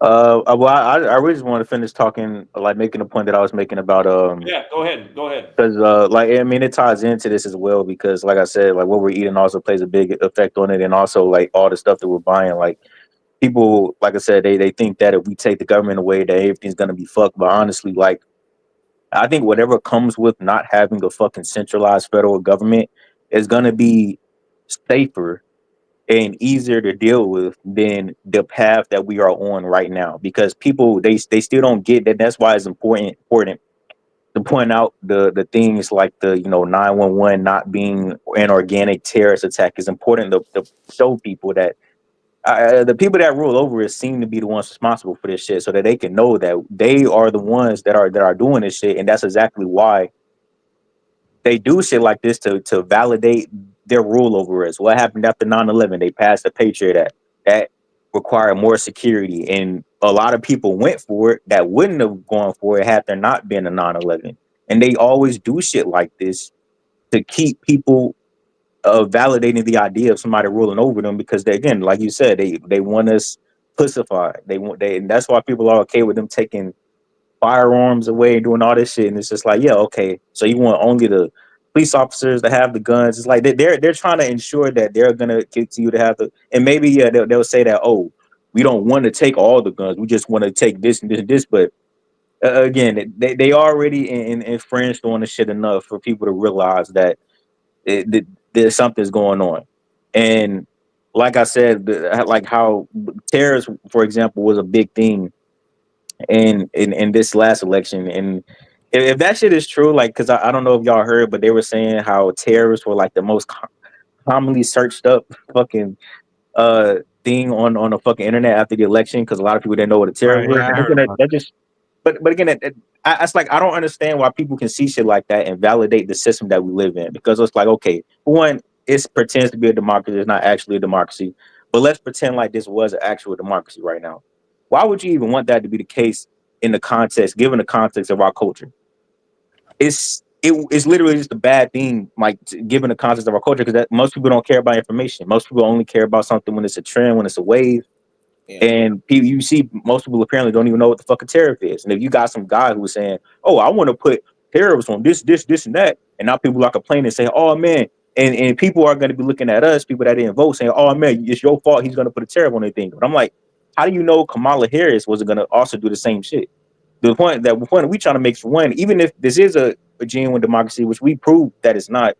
But the point is that even if it is, this still isn't something that you want to live under, because the point is that somebody can always get in there and fuck shit up that you didn't consent to. Even if the person that you wanted to get in the office gets in the office, they can still do some bullshit that you didn't expect them to do. Nobody is sure what they're really gonna do. Somebody can operate and have a certain campaign all throughout their fucking election campaign. Then they get in there to do the complete opposite. And the point of recognizing things like 9/11 and like and all these different Facts. things is that they plan out. It's not who's in office that decides the laws. It's really the events that decide the laws. Yeah, the events, 100%. Exactly, because what happened? Donald Trump, he's supposed to be pro gun. What happened when his first year in office, the biggest mass shooting in American history, the Las Vegas shooting. And then what happened after that? Oh, he had to pass the bump stock ban for that. He had to say all these things to Well, ease people's minds. it also came out of his mouth that he said, Yep. again, never gonna look this up. This is exactly what Trump said. He said, Yeah, I I've seen that video. take the guns first. Yeah. Due process second. Process second. Due process later. Exactly what he said. Yeah. And then people trying to defend it. And I'm like, you know, you got supporters that are like, they're brain dead, they're eaters. They're like, this is gonna keep co-signing the city the way they're gonna keep making excuses for it. But again, shit like this should show anybody with the brain that it's the events that make the laws. It doesn't matter if there's a Republican or a Democrat in there. We saw the biggest push of tyranny while Donald Trump, the supposed Republican in the 1776 and the pro-gun, was fucking in office. We saw the biggest mass shooting in history that caused him to pass even more gun legislation. If you look it up, Donald Trump passed even more. Well, I know it wasn't actually him, but more gun legislation got passed under Donald Trump than got passed under Obama, and he's the Democrat. And it's like, how do people still take politics serious? I remember this was long before I even discovered Zach, long before I discovered any of this and started doing my channel. It's like I just saw instantly how it was bullshit. We got this guy who's supposed to be about pro-guns. He gets in the office. I was in high school seeing through this shit. I'm like, okay, I was 15 when the Las Vegas shooting happened, and then I saw how Donald Trump passed the fucking the bump stock ban because of all the fucking shootings and shit. And I'm like, well, it seems to not even matter who's in office, because it seems that there could just be any event that happens that pushes a politician to do what they want them to do anyway, and they use these events as an excuse. Just like it's so ironic, because these Republicans and these conservatives act like they're the side of freedom, but what happened under Bush, the Republican president? The biggest pushes, that's probably all of the mockery too, because like the biggest pushes of infringement on our fucking human rights, they happen under Republican presidents. Like, I mean, do they not? Did 9/11 not happen, and the Patriot Act happened under Bush? The CV happened under Trump when they had to lock everything down. Gun legislation got passed under Trump because of the biggest match. That It's right like, there, Jay, you know what I'm saying? that right there is the game that everybody needs to catch on to, because then see that these events create the excuses. They're like, well, my candidate wasn't going to do all that until that event happened. It's like, this is where you're not seeing the game. You're not seeing the game that's getting played with us, and then you're allowing that to be the excuse. And again, you shouldn't even have that excuse anyway.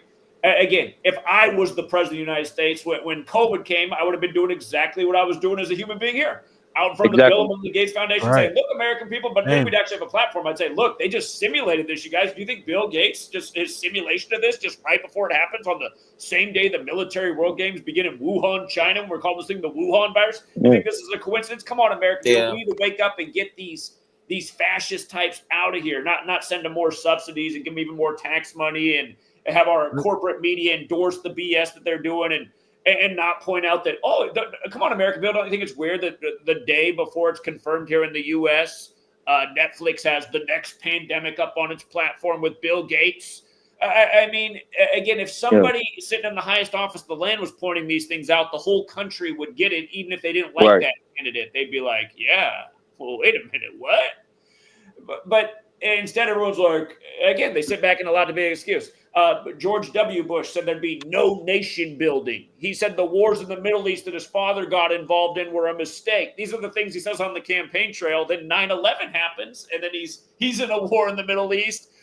He's doing nation building, and everyone's like, well, that's because 9/11 happened. It's just like, I mean, come on, 11 years to the day of his father's speech when he was the 11th director of the CIA. I mean, give me a break.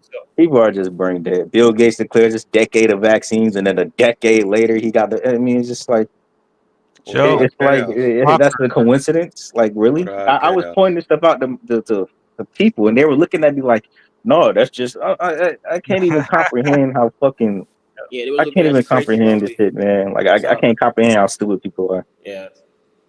They make bad arguments, too. It's just like that CT panel. I'm pointing these things out. He's like, you think the government could help orchestrate things like this, but they can't even get off Windows XP? I see that. Yeah. Don't you understand you're comparing apples and oranges? I mean, that's dumb arguments, man. And then they're like, I think y'all are giving these people too much credit. I'm like, okay, so you would rather think that a caveman from the other side of the world was able to pull some shit like this off, but not the people that already have access to all these intricate levels of fucking technology and fucking military. I mean, it's But just also the retarded. government is not incompetent. Look at all the technology that they've helped develop. Look at what do you think where do you think this came from, and what we're doing right now? All this stuff is the work of the government and military. It's just ignorance. People still don't know that we have the literal ability to make it rain and control the fucking weather. They don't even know that. Most people don't even know that. They think weather control is still like a fucking conspiracy theory. I'm like, they literally did this during the Vietnam War. But by the way, Paul Unslaved and his entourage showed up in the back room. Paul was just on there flipping me off in the back room, and two of his buddies came over. They're probably here to troll, but Paul just hopped off. But two of his buddies are still here. I'm going to give these two just a shot to see if they have anything intelligent to say. If not, we'll just kick them out of here and keep it moving. But I'm going to give you guys a shot. Hopefully it's some knowledge. Paul and the posse. I doubt it. Want to come back? I'll give you a shot too. But, all right, here's part of Paul's crew, and Paul he got the all-seeing eye too, bro. You better piece some knowledge. Oh my god. So we got King Steven, who's an open homosexual, and the guy with the all-seeing eye is part of Paul's crew. I'm not an open homosexual. That's bullshit. You're a fucking liar. Oh, you sound homosexual. Thank you for confirming it just for talking. And endgame exposure, did you want to say anything? Yo, what's up, Zach? Are you not part of Paul's crew? Oh, no, sir. I'm not part of that. Oh, you just showed up at the same time those two did. Okay, so that was just coincidental. Well, what did you want to add? Oh, yeah. I just wanted to touch up on some things that are going on in my city, San Antonio, about the Greg Popovich being out right now. And it's interesting right now because we're in our 58th season as an organization. And the San replacement Antonio? right now. San Antonio equals 58? Like secret Yes, society, sir. like Freemasonry? Yeah, and then yeah, you guys got it. And then Mitch Johnson is the replacement head coach. He's 37 years old right now, and he turns 38 this month in December. So I found that really interesting. You know, they said that Pop had a stroke-like incident. And we obviously got Victor Wembanyama. They're calling the city Area 51 when San Antonio was officially established on the 5th month, first day, 1718. Then 58 years later, the Illuminati on that exact same day was established. So that's no coincidence. And Wemby's nickname is actually the Alien. And like they have literally right. like Area 51, right? Yeah, conspiracy 51. So like I've been called yeah. So I literally called that from the jump when we drafted. Well, when San Antonio Spurs drafted Stephon Castle, he's number 5. His dad was teammates with Tim Duncan at Wake Forest University, and funny enough, you know, the Spurs had acquired Chris Paul in year 20 when he was out of Wake Forest University as well. And don't forget what happened to Chris Paul while he was a senior in high school. His grandpa dies at 61, the exact same day he signs with the Demon Deacons. Well, and then he I did not know 61 in his next high school game. Okay. Damn, that's some great He said a information. random group of thugs killed his grandpa the day he signed and began his basketball stardom career. Sure. That was a ritual, probably. Yeah, I was. No doubt about it. Yeah, I was definitely a little kid when I was there in high school, but yeah, the San Antonio area code is 210, and what is the 20th triangular? 210. Year 20, we get Chris Paul, CP3.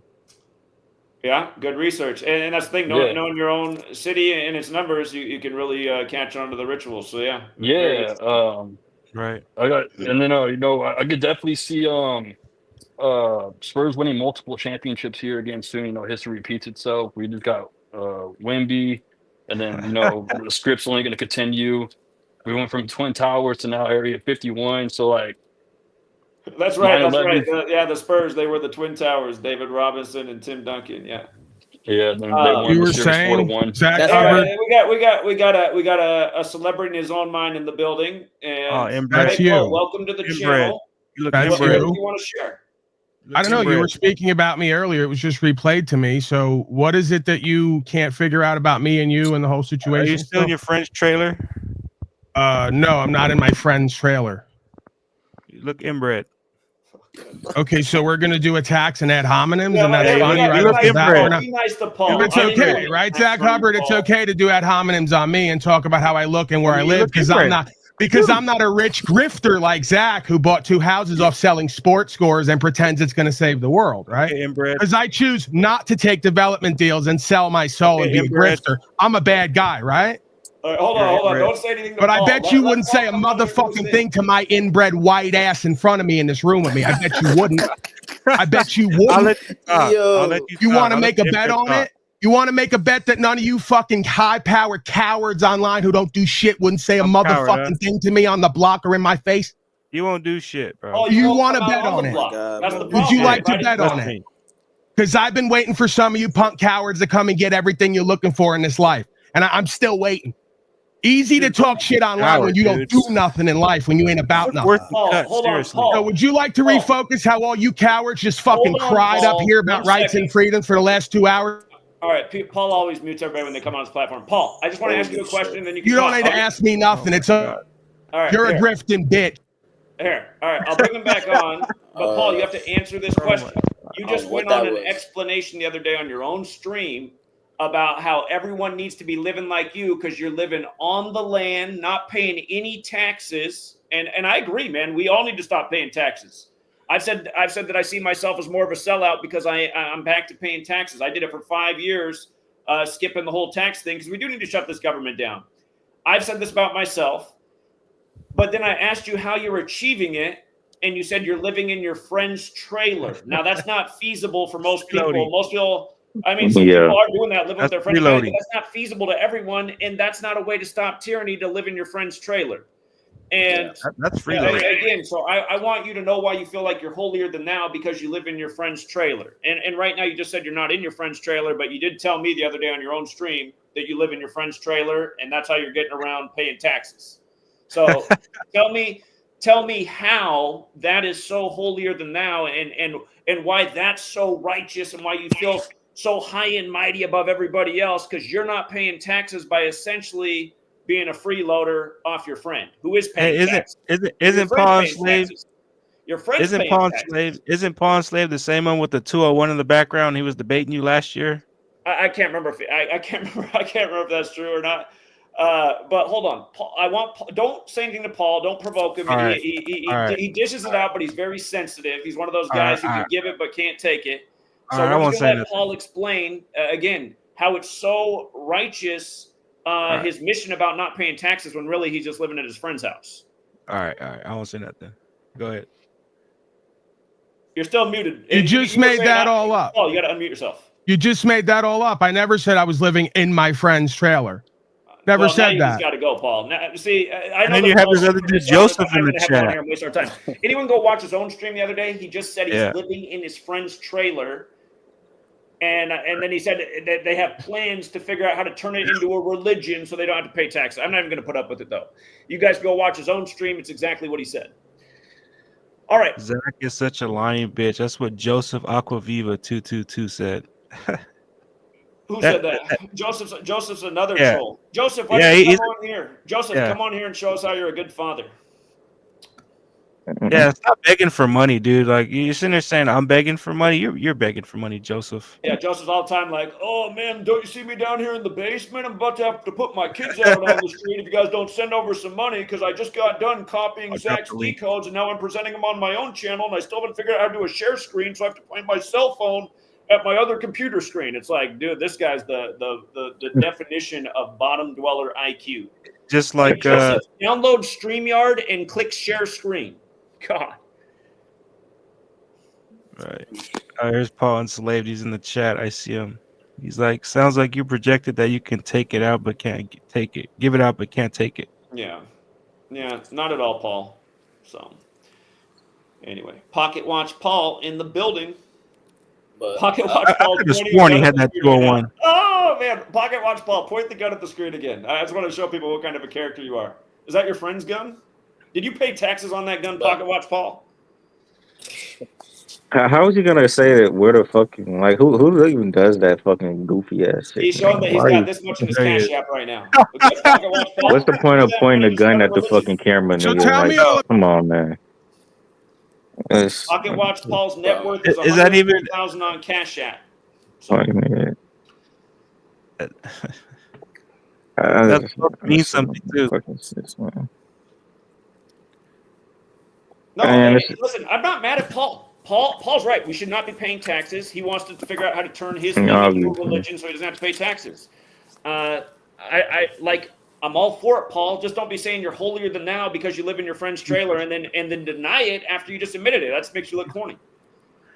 Oh my God! All right, we don't need to waste time on the troll parade, but right. Larry, let's get back to the discussion about eating right. Something Paul could also work on. Paul self-admittedly says he fills his mouth full of junk food, and I think it comes through in the way he conducts himself. Again, the things we do eat do weigh on our mental and the way we see the world and our level of intelligence. And I'm not saying that Paul's a dumb guy. He is a smart guy. He just conducts himself in a very poor manner and very disingenuous human being. But I wonder if Paul, if he ate better, how much better he might make himself in terms of fast. I mean, just don't even eat. Just right. drink. Real quick, Zach. I just wanted to finish making the point about the because I wanted to bring up another thing that people can think about, like as far as like the nuclear, like you've heard them talking about, you've heard in the news like them talking about the potential threat of nuclear war and all that shit.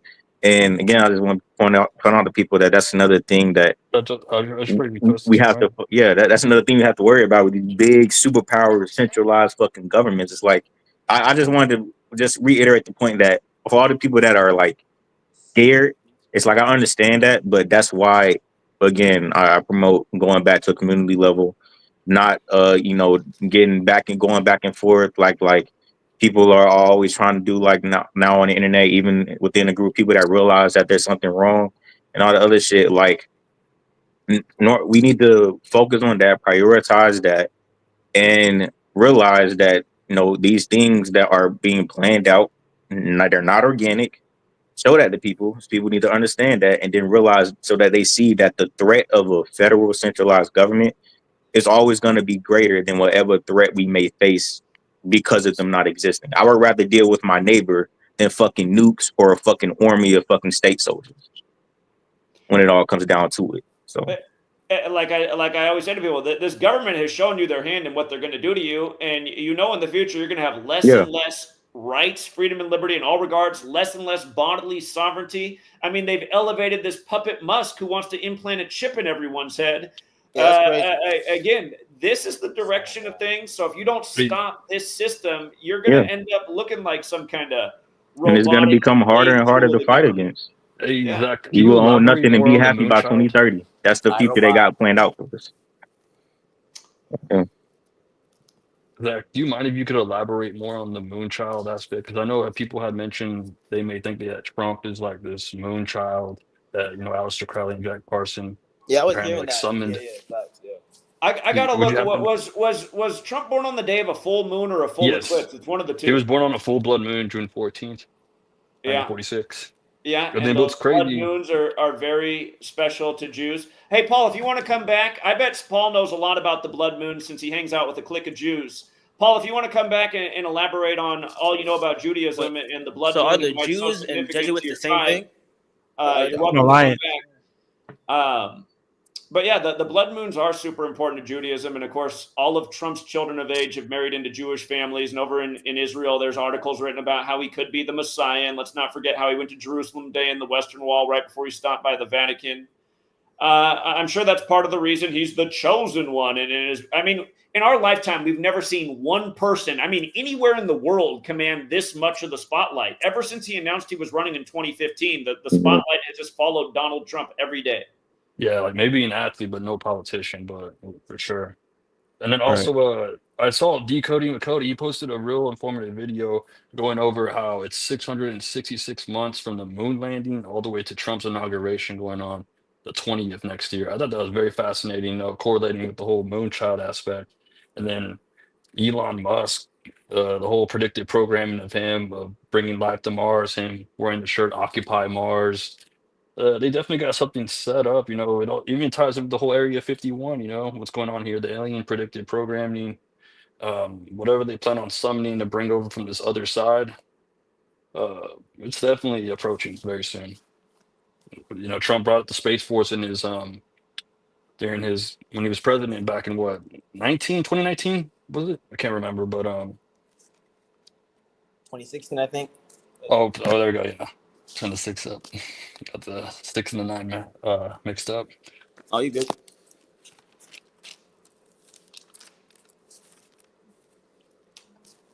Hey, Yeah, Zach, then there's there's, oh, go ahead. Go ahead. there's also a full blood moon on Pi Day, Steph Curry's birthday. So, I've been catching some 2019 vibes of how they could, simulate another pandemic here. That movie Lockdown 2025 came out in 21. I remember watching that, and I was just like, the Great Tribulation equates to 225, like you said. 2025, just And again, for few all the weeks people out. that's the joke they're gonna play on all the people that voted for Trump and think that stuff is gonna get better. They're gonna usher in a whole Mm-mm. nother thing. It Yep. makes it a whole lot worse, and that's gonna be the joke. Yeah. It's like people Right. they're so predictable. That's why they make the games they play on it so easy. That's the style. Yeah, he's gonna be being inaugurated right as the year the snake starts, and that's the Yeah. whole joke. He's known for being a 100%. snake Yeah, you're fan. the snake. Right. I think it's January 20th, right? Or 25. It's either I think it's January 25th. Yeah. Yeah, January 25th. Yeah. I mean, he's Feels known like an for reading a office snake that. poem. Yeah. Yeah. Snakes are known for symbolizing deceit, The Orals burrows, right? backstabbing. And then he Hey, have a Zach. speech where he was talking about a woman and a snake. I don't remember him having a speech about that. He was talking something about a snake, something in a poem. There's a snake poem. And then, Yeah. and then The also snake poem. Right. Yeah, that's what it was called. the Economist. Did you all see that cover that they had posted with the red syringe, like that looked like it was blood inside of a vaccine? The I mean, like I have Economist. Trump's. not seen that. What year is that from? It was this year. It came out I think last week. Just type in The Economist 2025. They show you what's to come. Oh yeah, a red background with a syringe is what it looks like. I mean, and that would make sense because the pharmakia, their symbol is the kundalini, the Ouroboros going up the needle. So The snakes, right? up the snakes staff. going Yeah. up. Yeah. Okay, yeah. So that kind of would make sense if Yeah, I in mean, the year of the snake they And would try something like that. so we in for Another thing that I also wanted to touch on real quick is when I talked about going back to a community level of living. Jay, I want to hear Yeah, this. yeah, you go ahead. I just want to remind people about the SPARS 2025 simulation done by Oh that yeah, same group. Right. yeah. So, if you don't know about SPARS, SPARS, looked at a More SPARS predictive 2025 programming. simulation in light of The Economist, which is known for their predictive programming. Yeah. This looks like, wait, what I pulled up, though, is from years in the past. So I guess this isn't the same thing you're talking about. I still got to look for it. But yeah, go just type in ahead. 2025 The Economist. It's the most recent one, but it's literally that syringe right there, but it has red blood and what's in it. I was like, oh shit, the full blood moon, Trump. Yeah, the world ahead. There it is. Oh yeah, that logo. They said the Saturn's going to LC9. lose its rings this year. I wonder about that too. I see. Okay, I see. It's on the right side beneath the eye. Okay. All right. Is that Saturn up top? You there? got the rocket. Or Yep, it sure is. That's That's Saturn. Yep. Got the whole nuclear thing of what we're just talking about. The time, little capsule, or not time capsule, but hourglass going down. Time's running You got the out. market going up even further. War brings profits. Yeah. Right. Same, bro. How they showing all this and the casuals not really seeing what's going on. It goes over people's heads. It's just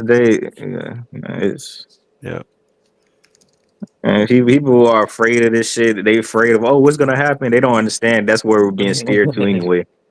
It's right in front of you. We're being steered towards the fucking apocalypse anyway. So you might as well just. Oh, Zach. Also, one thing. 28 years later comes out next year too. Ties in with the whole Outbreak too. The movie? Oh, it's a sequel to 28 Days Later. Yeah, 28 weeks later and 28 years later. So this is the third one. And when 28 years from 2025, that's 97. 97, correlates with death. Interesting. Okay.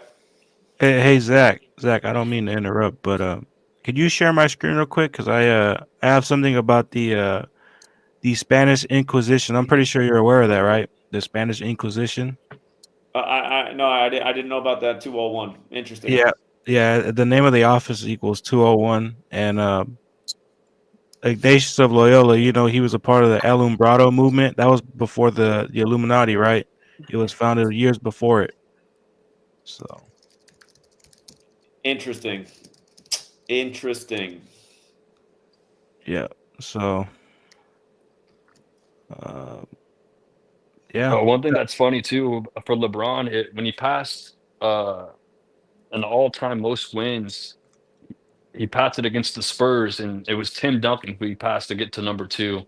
So like, what are the odds? Like he passes the team that Tim Duncan only played for, and then Kareem is at the top right now with 1,228, 1,229 to 200 first prime. I mean, didn't you say that the only 201 team in the NBA is the Charlotte Hornets, Michael Jordan team? Yep. So I could see them, getting that 1,229th win against them, maybe. That could make sense. Yeah. Yeah. Could make sense. Were you trying to show something else, Rich? Yeah. Did you see what's on the screen right now? The Saudi Bin Laden group. The name of that equals the same thing as Amalgam Virgo, 11956. Yeah, Saudi Bin Laden.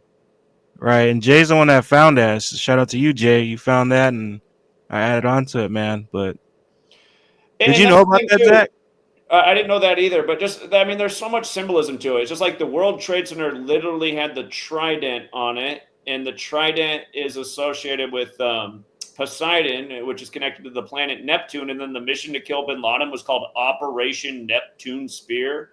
That's why I don't like how when you share this with certain people, they're like, well, so what? It's like, yeah, so they can't see the obvious mockery. I mean, come on, man. His father died in a fucking plane crash. He was the owner of a company that constructed buildings. It's just like, come on, man. It's just retarded. And then he died on the day leaving 119. Yeah, the day leaving 119 days. He died on the day leaving 119 days. Like there, 9/3, like the 93 World Trade Center bombing, like Flight 93. Man. Right. Yeah.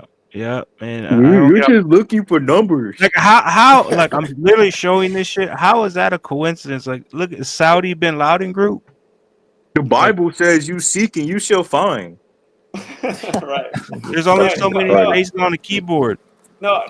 Anytime anyone brings that up, I'm gonna say, okay, thanks for that word. That came from a Nazi scientist, and let's not forget, we figured this stuff out at 9/11. The Nazis did the same thing with the Reichstag fire. They set a building on fire, and by the way, the guy who's blamed for the Reichstag fire, his name equals 201. But they blame it on a guy and create this narrative to go after an enemy. It's the same thing we did on 9/11. It's just the same tactics, and the same nation that brought over all the Nazi scientists. So, right.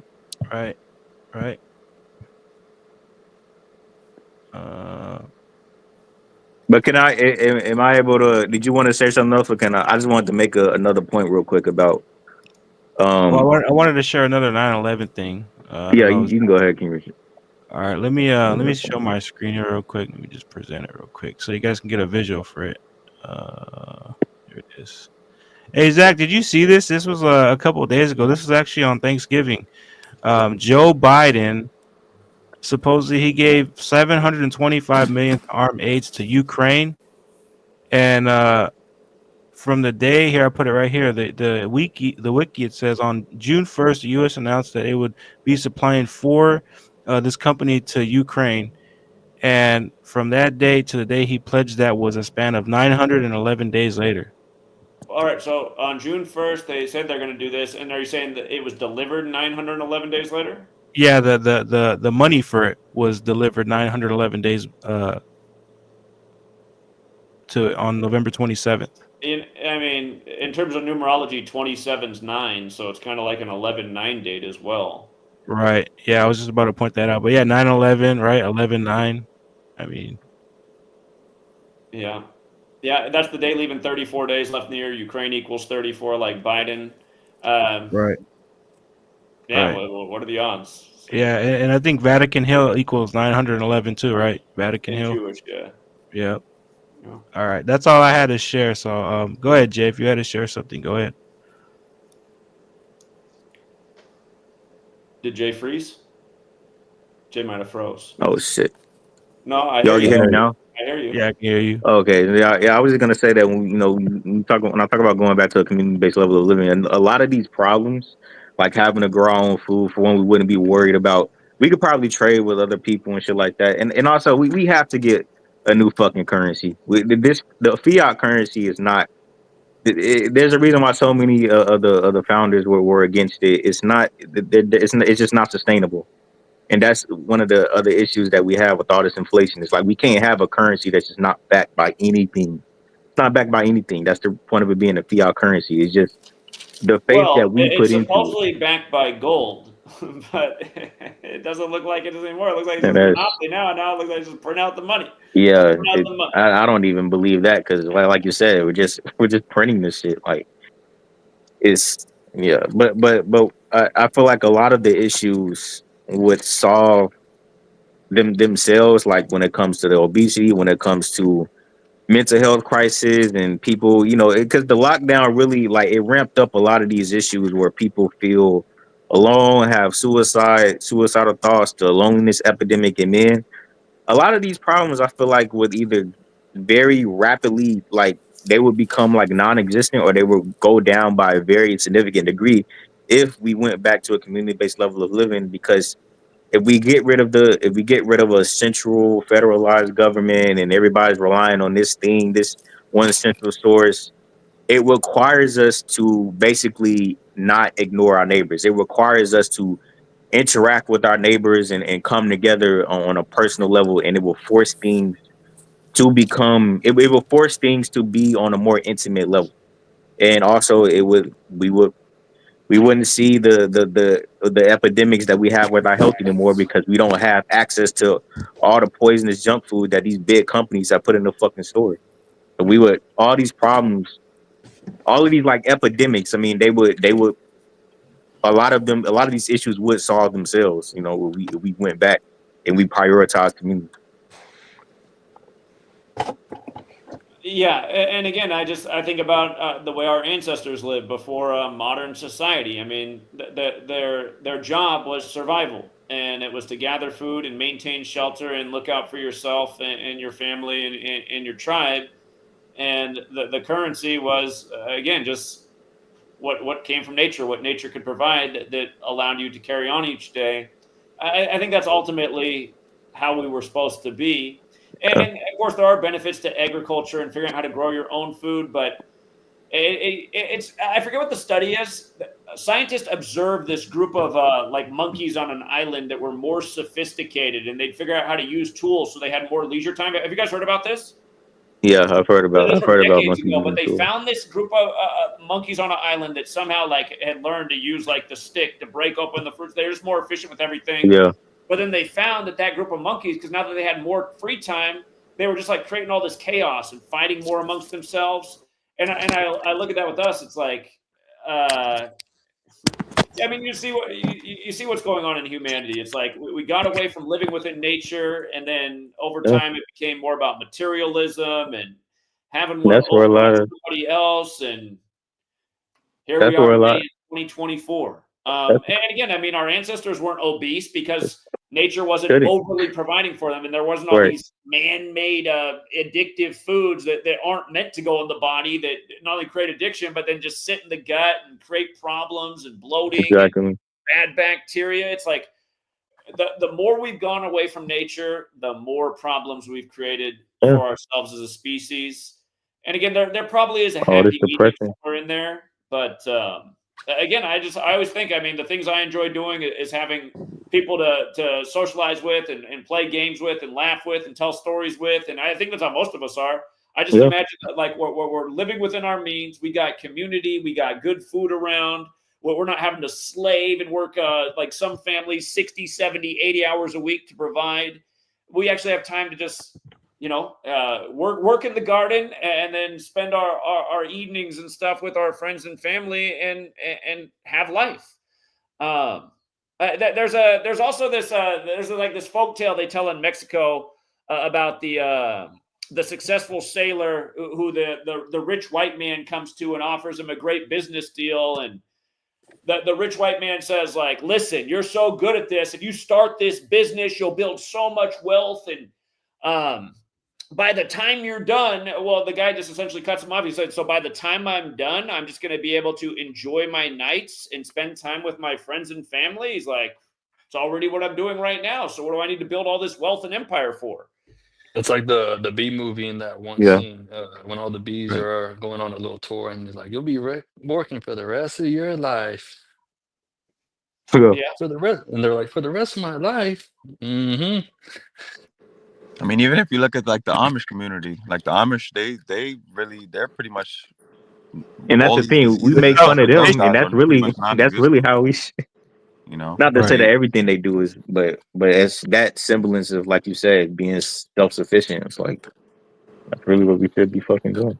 Yeah, the Amish people, they don't have autism is pretty much non-existent with them. They were unaffected by the pandemic. They pretty much have been living off the land and doing things the way I guess things should be done. Yeah. Right. Yeah. Indeed. But all right, but I'm gonna hop off, y'all. Y'all definitely have a good one. I'll definitely appreciate building with you guys, and Zach, I appreciate you for having this platform for real for us to build and speak on these things. Thanks a lot, and peace and love to everybody. Thanks again for coming on. Appreciate you. For sure, y'all. Love. Sir.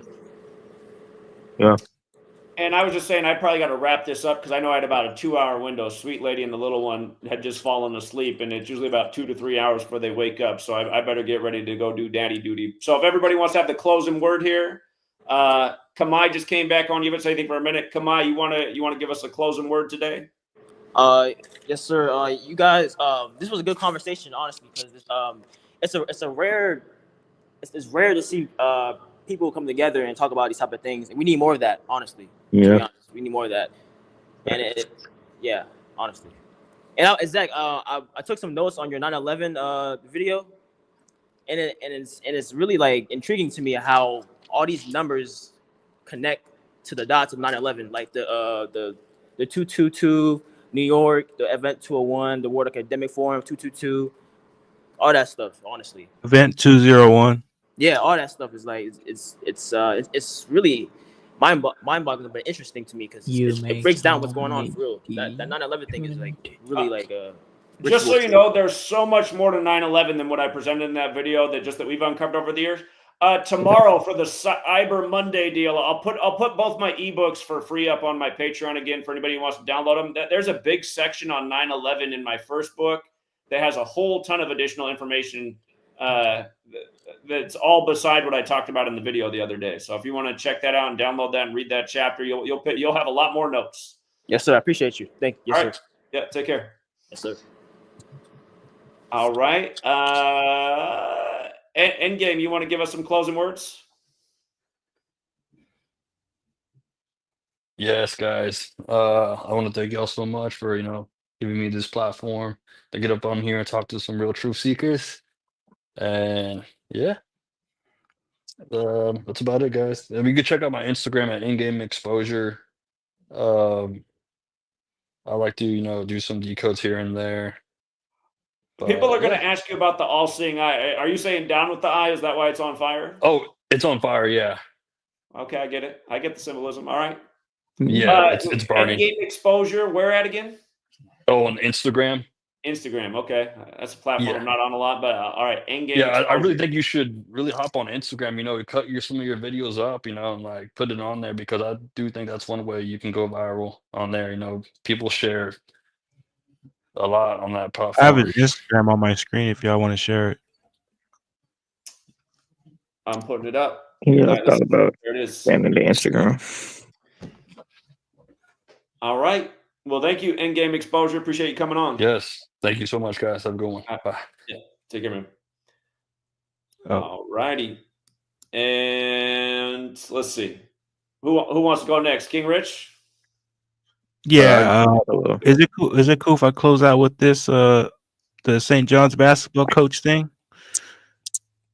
Yeah, absolutely.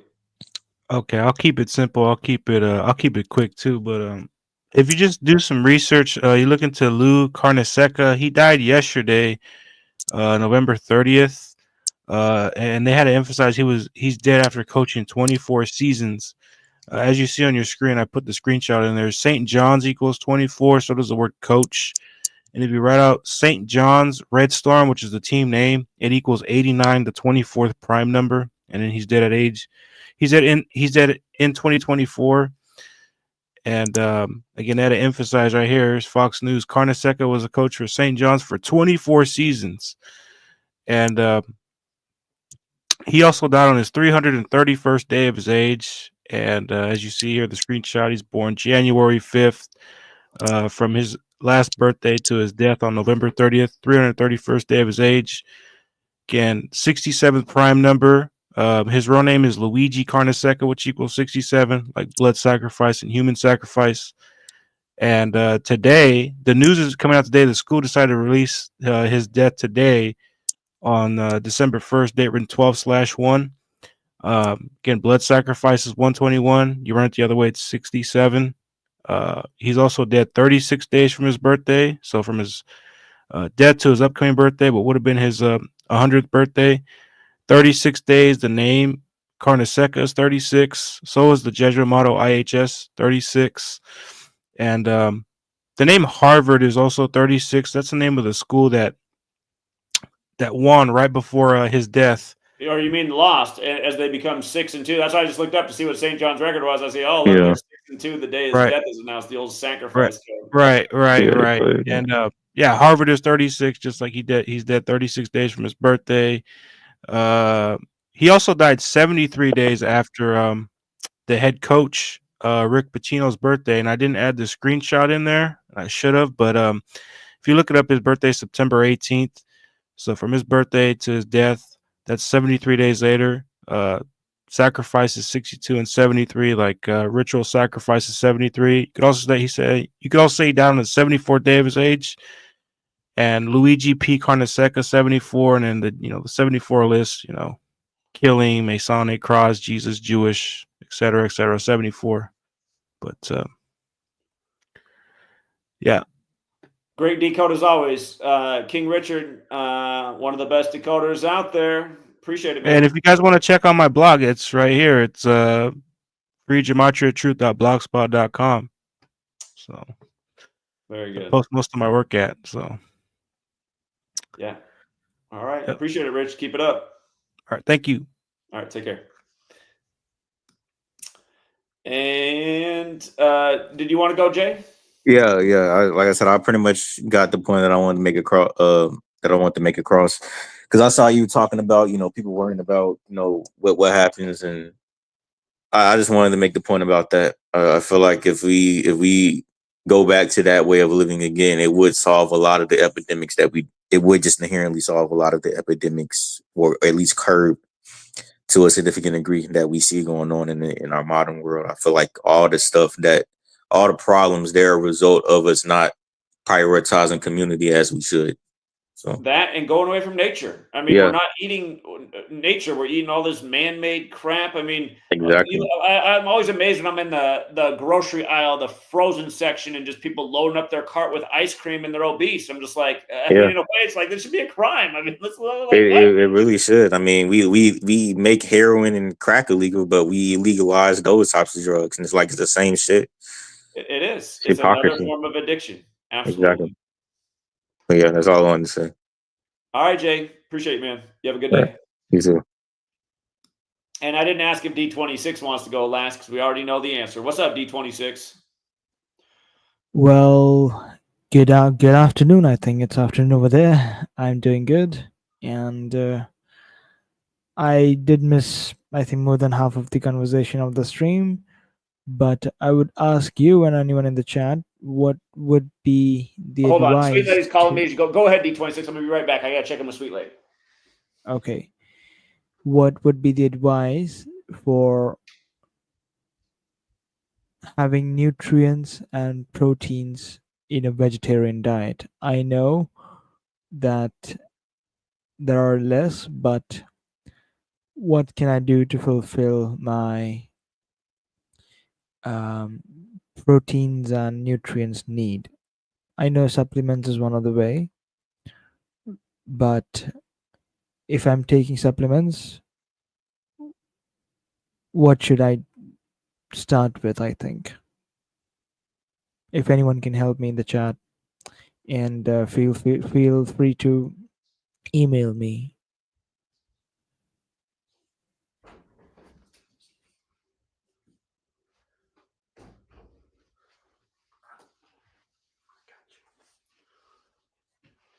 Are you still there, friend?